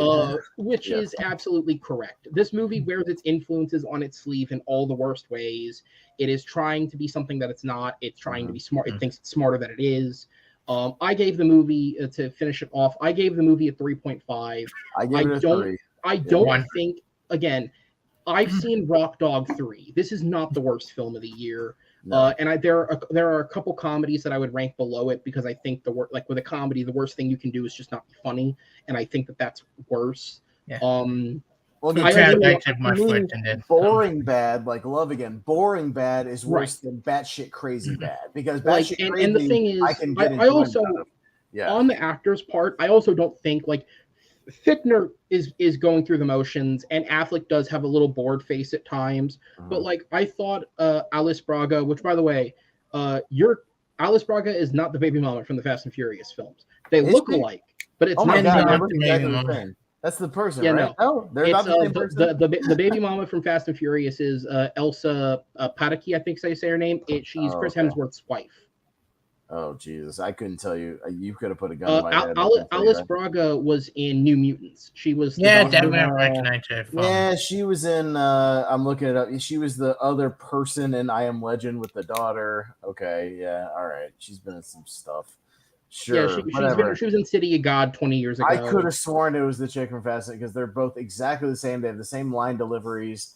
I think they're both Brazilian. Moving too. on. Yeah, like they're the same actor. I'm convinced. It's like, But like I thought she was fine in this. I thought honestly I thought JD Pardo as the partner, his cop partner, I also thought he was fine for the screen time he had. Jackie Earle Haley in his cameo was fine. Jeff Fahey at the end I thought was like the supporting characters. I think we're all giving fine enough performances. I don't think technically the movie is that poorly made. It's just a really really bad script that goes to a place where it shouldn't go, but it does make it a little more entertaining for what it's worth. So I'm not going to recommend it, but if you want to check it out, I think there's worse things to get into. That said, for the sake of time, we're going to eliminate the rest of the news stories. Again, if we have time at the end, we'll come back to them, but we're going to move on to the next one. And this will be quick because it's one that I'm the only person who saw it, which is Knights of the Zodiac. So for anyone out there who is an anime fan, this is based on an anime named Saint Seiya, which it was not that big in America. And that was the first thing that I realized because America was the only region in which this movie was released under the name Knights of the Zodiac. In every other region in the world, it had some form of Saint Seiya in the title, which was interesting to me because the American domestic market is such a huge part of box offices nowadays, especially with the recent reduction role of China in the box office. How do you expect a film to be a success if you're making it already knowing that it's not going to play to American audiences? The second bit of information that made me worried and interested in this film is that the movie's production budget was $60 million. However, $40 million of it was only the production budget. Apparently, the other 20 that they spent and roped into the production budget was money they spent lining up contracts for sequels because they had already pre-planned a trilogy, and they were including part of that money spent as a part of the production budget of this film. This movie's god-awful. This movie's horrible. People it's got the strangest cast I've ever seen. Like, yeah, so people. It's I don't know who the main kid is, but it's Madison Eisman plays from the Jumanji films, plays a reincarnation of the Greek goddess Athena, and this power is like festering inside of her, and the lead character Seiya also has this power festering within him that's called Cosmo. And apparently everyone is born with Cosmo, but only certain people have the ability to really control it. And so he is brought in by Sean Bean, who is Athena's adopted father, and is brought in to be trained to be a Knight of the Zodiac, which is a protector of Athena. The film also features Famke Jensen as the main antagonist, who is Athena's adopted mother, who, after being accidentally injured by her daughter, sees her only as a threat and plans to try and eliminate her. Nick Stahl from Terminator 3, if anybody remembers Where's that dude been for 20 years? Holy drug cow, addicted. Nick Stahl? Yeah, I know, but like I saw him in the cast, so I was like, Terminator 3's Nick Stahl? Yes. Whoa. To be Okay. fair, he is the most entertaining thing in this film. He plays a Fight Club promoter and like Fight Club owner who has a personal beef with Seiya, who is hired on as basically an assassin by Famke Jensen because she needs to eliminate this kid before he becomes powerful enough.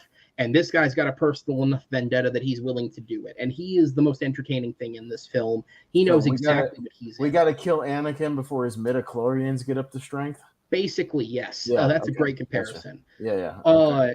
So that's what the plot of the film is. I'm trying to think of, like, there's a couple other characters. None of them are that big. If you're fans of John Wick, Mark Dacascos is in this from the third film as an ally of Sean Bean's. He's basically, if you guys have seen Kingsman, he's basically the Merlin of this film. He serves that exact role in this movie, except he doesn't die singing Country Road.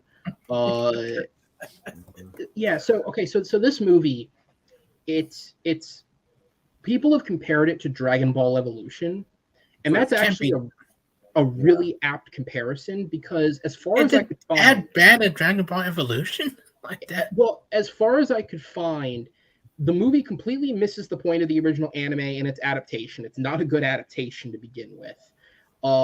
Secondly, kind of like Dragon Ball Z, it's an Americanized, or I guess Europeanized adaptation. There are names changed. There are adaptations in the portrayal of certain characters in order to make them like fit a more American version of this movie. For example, Famke Jensen's character in the anime is not Athena's stepmother or adopted mother. That's something they've falsified for this movie. It's honestly, the only thing I can say that's not poor is the acting. The actors who you expect to be good in this are trying. Sean Bean, Famke Jensen's not great, but Sean Bean is really good. As I said, Nick Stahl is probably the most entertaining thing in this. Mark Dacascos, most of his stuff is action scenes, so he's right at home in these shitty action scenes. Not his fault that they're shitty, but they are. But he's perfectly serviceable in this. It's the main two. These kids needed more direction, is really what it is. It feels like they've been given no direction with these characters, and they don't really know how to navigate the lack of direction. This was a debuting director. His biggest claim to fame is he directed the opening cinematics of the Witcher games. And at times, the CG fights in this film look like a fucking video game. They don't look great. They look really cheaply done. The armor that these characters were wearing is really shittily done. If you look up images of it, it's really bad. The story is as bare bones as it gets. You compared it to Star Wars, Harry Potter. You can make all the comparisons in the world. It is as bare bones as it gets in terms of that. Yeah, outside of a couple of performances being okay, and I guess technically spoiler alert, although I'm not recommending this movie, so I'm going to spoil it. You get to see Sean Bean die one of his dumbest deaths on screen. He makes a choice to blow up his entire house in order to kill Famke Jensen, except for the fact that even with a hand detonator and a pre-arming of the bomb, there is still a timer on said bomb. So Famke Jensen makes it off his house into a ship and into the sky before this thing blows up, meaning he sacrifices himself. Nothing. Only kill himself.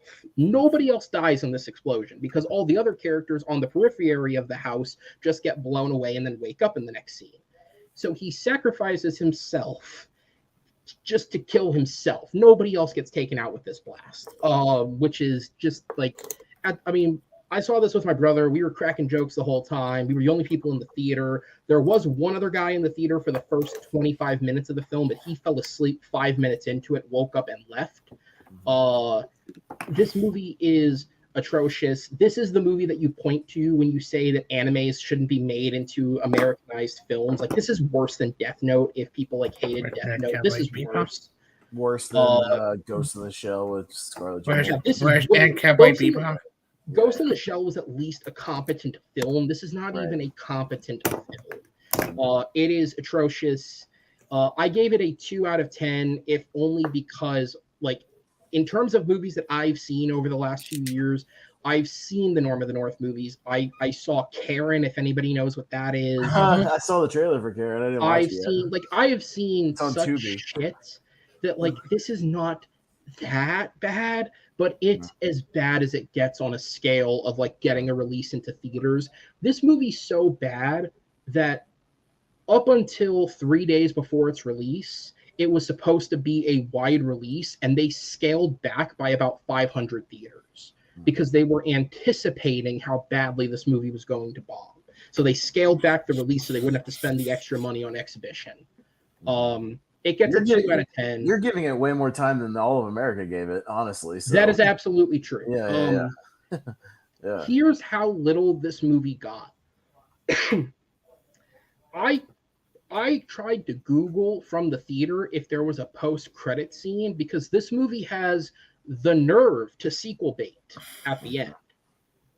Because not only does this movie let a secondary antagonist live, with his final shot being a staring at the heroes from a distance, I'll be back, but then it directly sequel baits what the plot of the sequel would be, which is searching for our lead character's missing sister, who was abducted by Sean Bean and Famke Jensen years prior, except she was abducted because they thought that she had the power that he had, but they were wrong.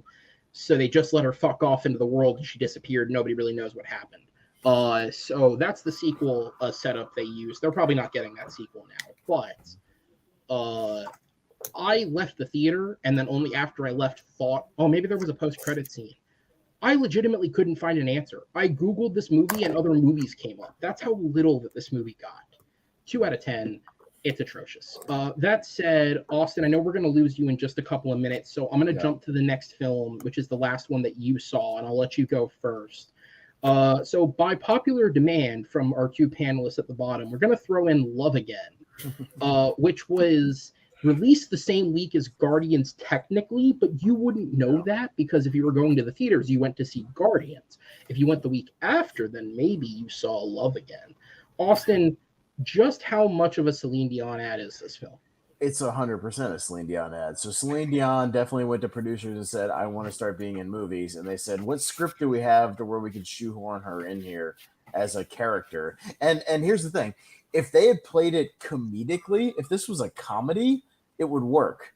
So if you had a goofy comedy setup to where it was like, hey, these two characters are for some reason going to Celine Dion for love advice, and maybe they don't know that they're both going to Celine Dion for like love therapy, it would be kind of funny if they played it for laughs. But she plays it completely serious, and she's terrible. And their scenes are terrible. The script is bad. People don't act like people in this movie. They don't do human things.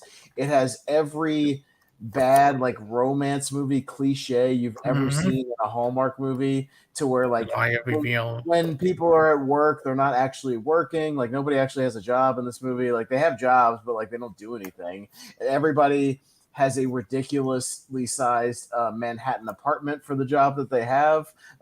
This dude's like, the main guy is like a music critic for like an online website or something, and like he has a giant New York apartment, and that makes zero sense. There's another girl who the one main chick who I don't know how much we spoil. The main girl gets her boyfriend dies in the opening scene, so like that's the plot. The whole setup for the plot. Go ahead, spoil it. Fuck it. I mean, she's grieving. That's like the plot of the movie. She's like grieving her boyfriend for 2 years.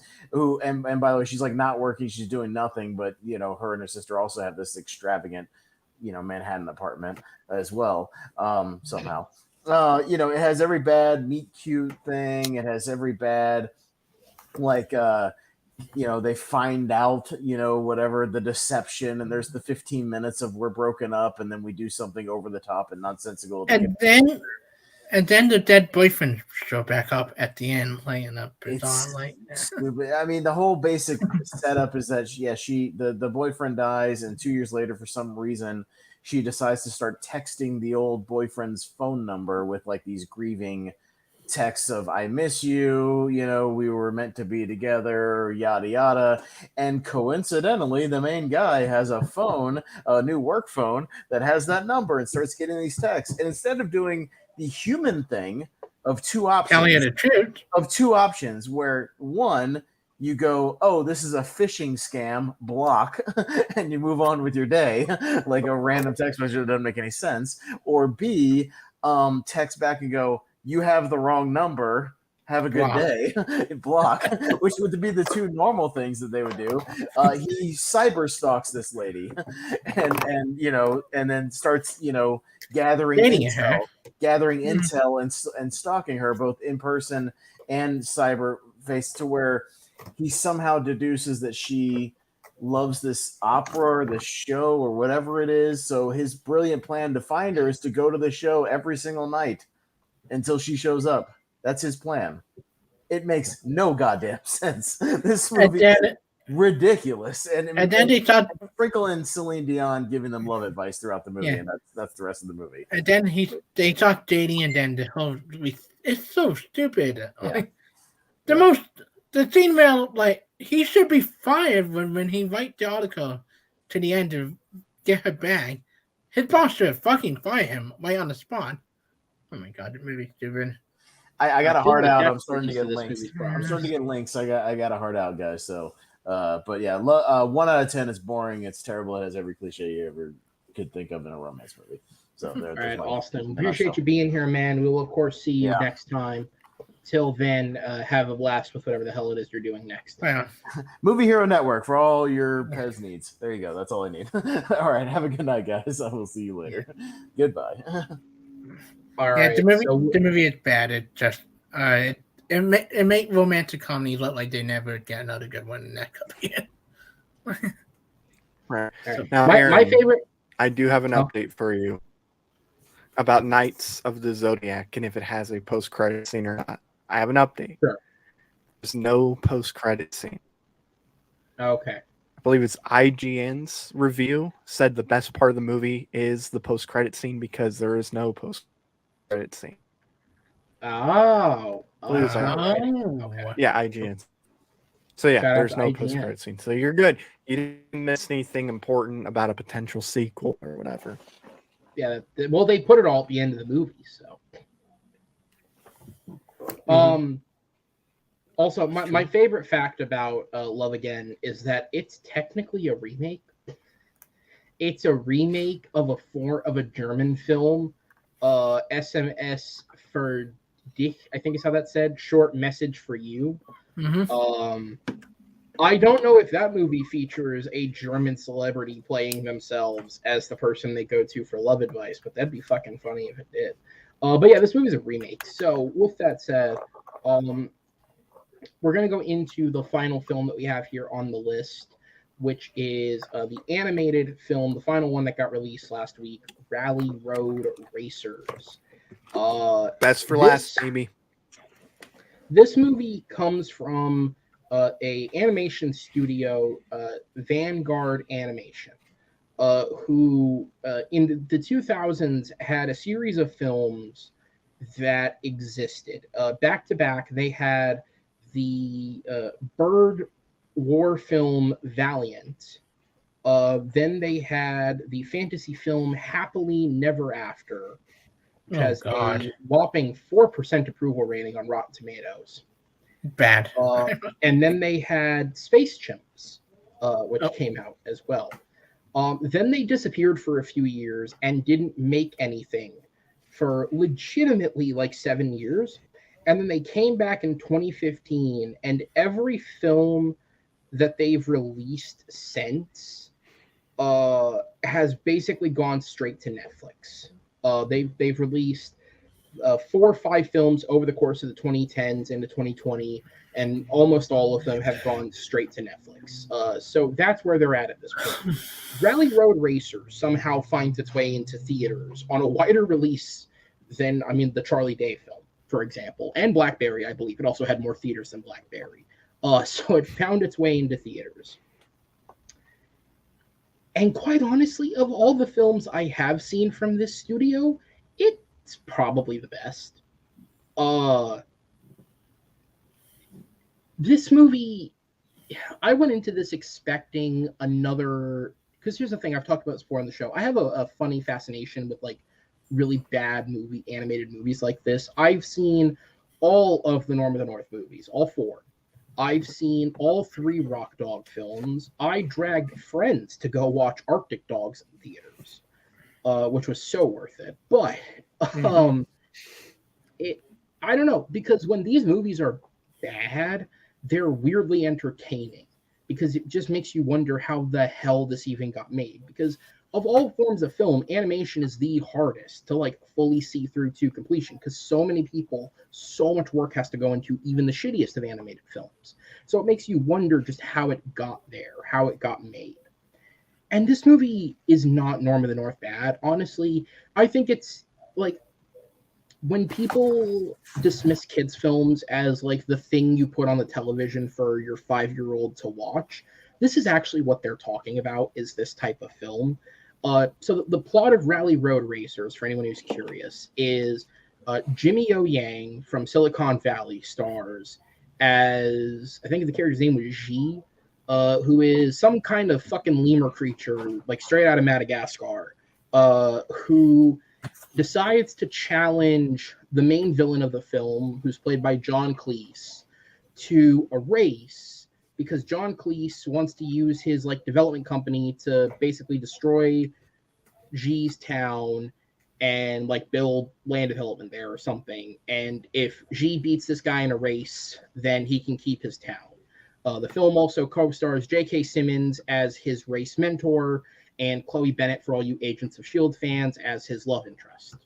John Cleese is woefully miscast because this character is supposed to be the son of a tycoon. Like, he's not the tycoon, he's the son of the tycoon.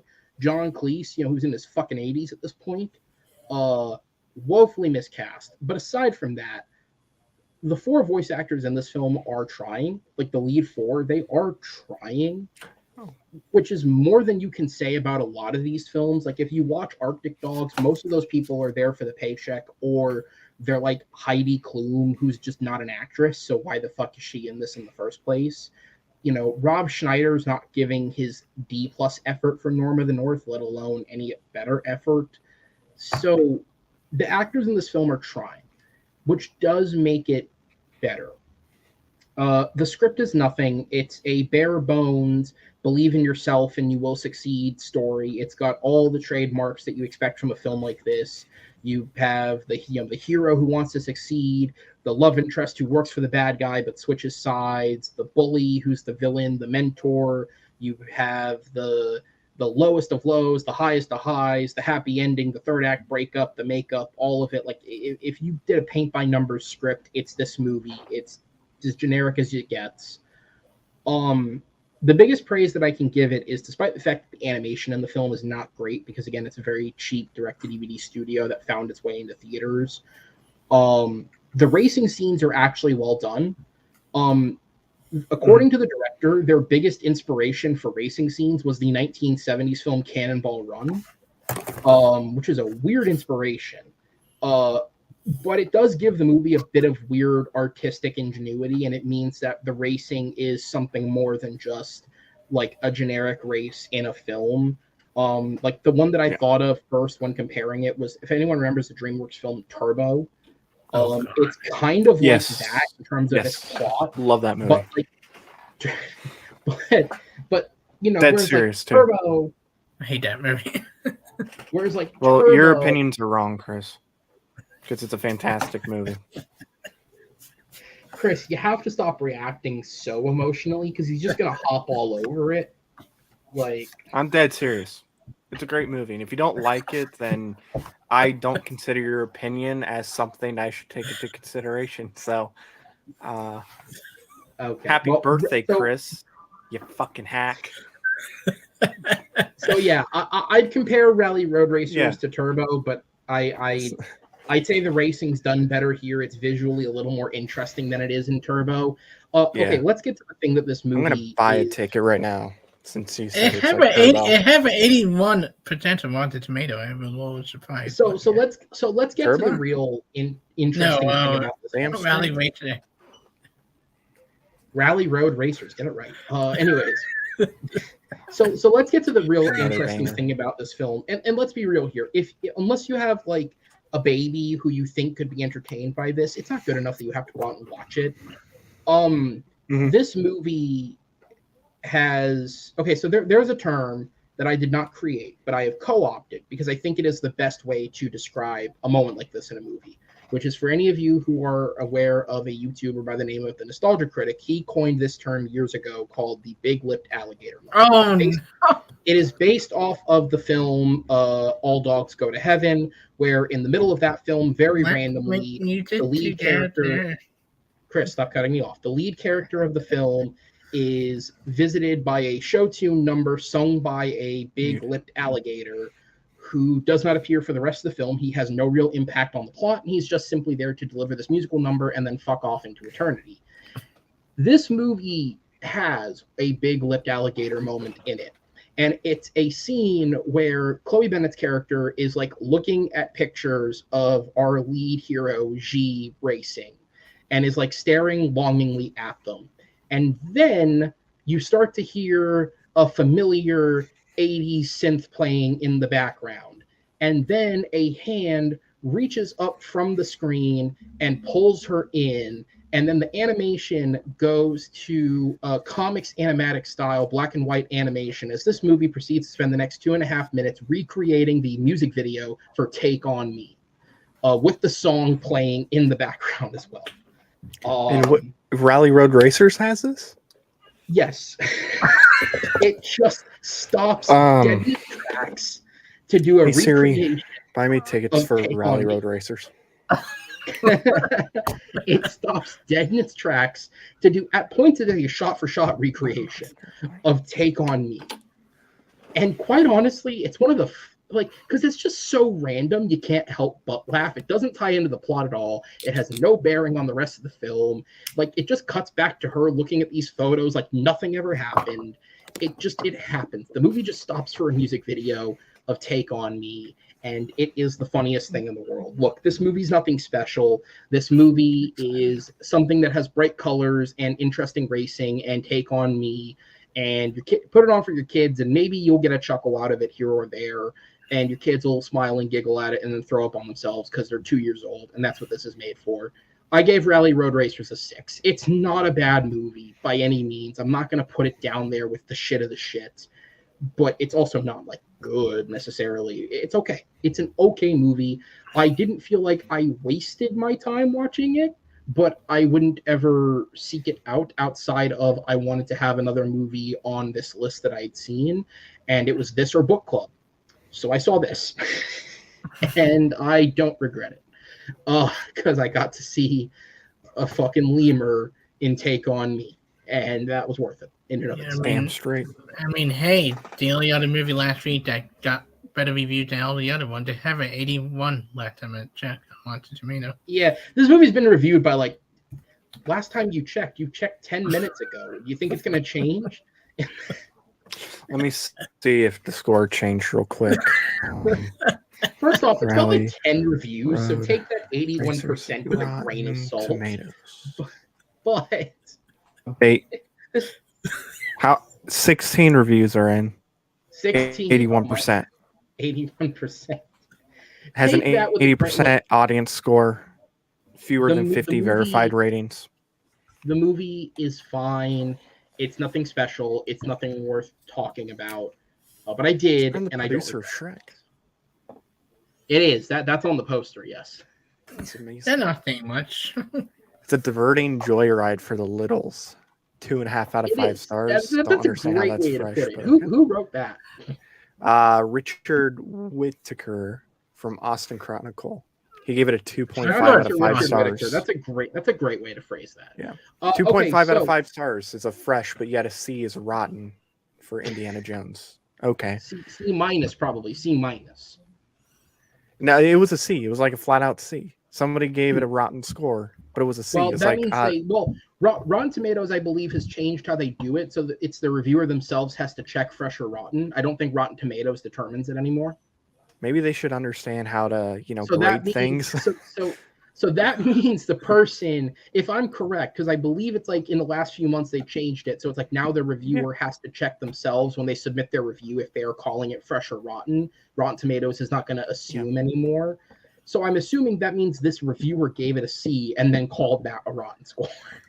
I mean, they're coming from the same site that gave Crystal Skull 78, There you go. 75, whatever it is. This website didn't do anything. All right, so we have a few minutes left before we hit 2 hours. So we're going to do what we did last week and run through. I'm just going to steal the name because they're not using it anymore. This is buy or sell. I'm going to quickly read off a couple of the remaining news stories that I pulled.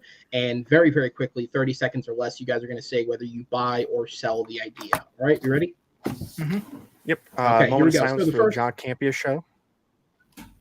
Because Well, for that some show's reason, still going. I mean, audio, I mean, but not the AMC live show anymore. So, it's a They live show dead. decided that the live show's dead because John Campia thought losing super chats while doing the same exact show on podcast form was a smart idea. It's a moment of silence. sell. It's a moment of All silence right, for so John. let's go ahead and jump into this. So the first one that we have here is there a new reboot of the Pink Panther franchise is coming. Eddie Murphy takes over the classic role of Inspector Clouseau. Sonic the Hedgehog director Jeff Fowler will handle the direction of the film, and screenwriter Chris Bremner, best known for his contributions to Bad Boys for Life, will be writing the screenplay. The film is being produced out of MGM and Amazon, meaning it will be distributed into theaters first before going to Amazon shortly after. Matt, buy or sell Eddie Murphy as Inspector Clouseau with Jeff Fowler directing? Bye. It's nice to see Eddie Murphy back, and it can't be worse than coming to America. Chris, buy or sell? Yeah, combination of Sonic the Hedgehog director and the guy who wrote Bad Boys for Life with Eddie Murphy. Boy, yes. It'd be a weird combination, but interesting. I'll buy it, I guess. Eddie Murphy's been in a weird place for the last 15 years in his career. Every once in a while, he gets one good one, and then we get a few shit ones in a row. I recently also saw the movie You People, which was horribly unfunny, and Eddie Murphy was a part of the problem with that movie. He just was not funny at all. I don't blame him. I blame Jonah Hill and Kenya Barris's really... Dude, okay, just real quick. That movie felt like a Jew and a black guy got together and filled a lifelong's worth of self-hate into one script and then said, let's make a movie out of this. Henry Kendall. It is so weird. But yeah, I have no attachment. I don't think I've even seen a Pink Panther film. I just know what it is. I have no attachment to this character. If Eddie Murphy can do it and do it well, I like Jeff Fowler. Good for him for getting more work outside of the Sonic franchise, because I believe the project he's working on right now is just the Knuckles show. So good for him for getting more work. Yeah, I'll buy. With that said, we'll move on to the next one, which is Sigourney Weaver has revealed that she is not in the Ghostbusters Afterlife sequel. Currently, the movie is shooting in New York, in addition to the leads of the previous film returning, in that all 6 stars of the film, Finn Wolfhard, Carrie Coon, Paul Rudd, McKenna Grace, Logan Kim, and I believe Celeste O'Connor is the black girl's name. All of them are returning. We also know that Winston Zedmore is returning in a actual character role and not just a cameo. But besides himself and Richard Atherton is the guy's name, playing Walter Peck, no other previous characters are confirmed to return. And now Sigourney Weaver has straight up said that she is not in the film. So we know that. Matt, buy or sell Sigourney Weaver sitting out the Ghostbusters sequel? Buy as in like good, or buy as in bad? Do you think that she'll be missed because she's not there? Oh, no. She was just in a post-credit scene for the last one. I didn't think it was a big deal. Yeah, it would have been cool to see her in it, but her only being in a post-credit scene for Afterlife, it didn't hurt the movie. It didn't help the movie. I don't think her not being in it's going to affect it. Would have been cool to have her in it, but I don't really see it as a big deal for the movie. I don't think it's going to affect it much. Chris, buy or sell? Depending on the story, I'm hoping some of the other return. I also have a feeling that might get pushed back and come out the end of this year. They're shooting it right now, but I buy it at the moment. Why? I'm on the same page as Matt. I guess if it's like her not being there isn't an issue, I guess I buy that her not being there isn't an issue. You're right. Basically, all the old players that were in the first film made no real contribution to the plot. Like, I understand the Ghostbusters showed up in the third act and helped, but like in the overall story, it is very clearly focused on these 6 new characters. If they're going to bring Ernie Hudson back and give him a real role, I think that's cool. He was always kind of the one that got shortchanged in the other films, so if he gets a little more screen time, that's going to be cool. But Sigourney Weaver being there or not, frankly, I don't know if you need her without Bill Murray, and I don't think Bill Murray's getting anywhere near this set, so sure.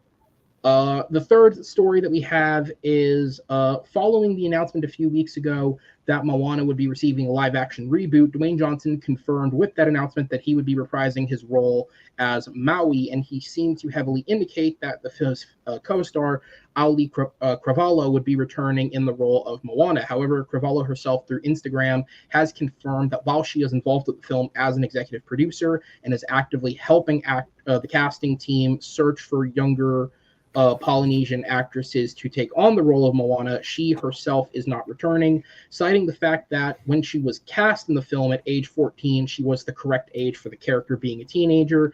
Now, nearly 10 years on in her 20s, she is not the correct age for the character. And when I say 10 years on, I mean she was cast and recorded a lot of her dialogue in 2014, so that 10 years since then. She feels that she's not the correct age, and she would rather bring in new, unknown talent from the region to get the same chance that she did to play the role. Matt, buy or sell, her not returning? Buy, because it would have been weird to see her play a 14-year-old, but I mean, you might as well have her in it. This movie is pointless. This movie is going to be trash. This is a movie that is going to be made just to fuel the Rock's ego because Black Adam failed. So I mean, buy that she's not in it. She's smart. Chris?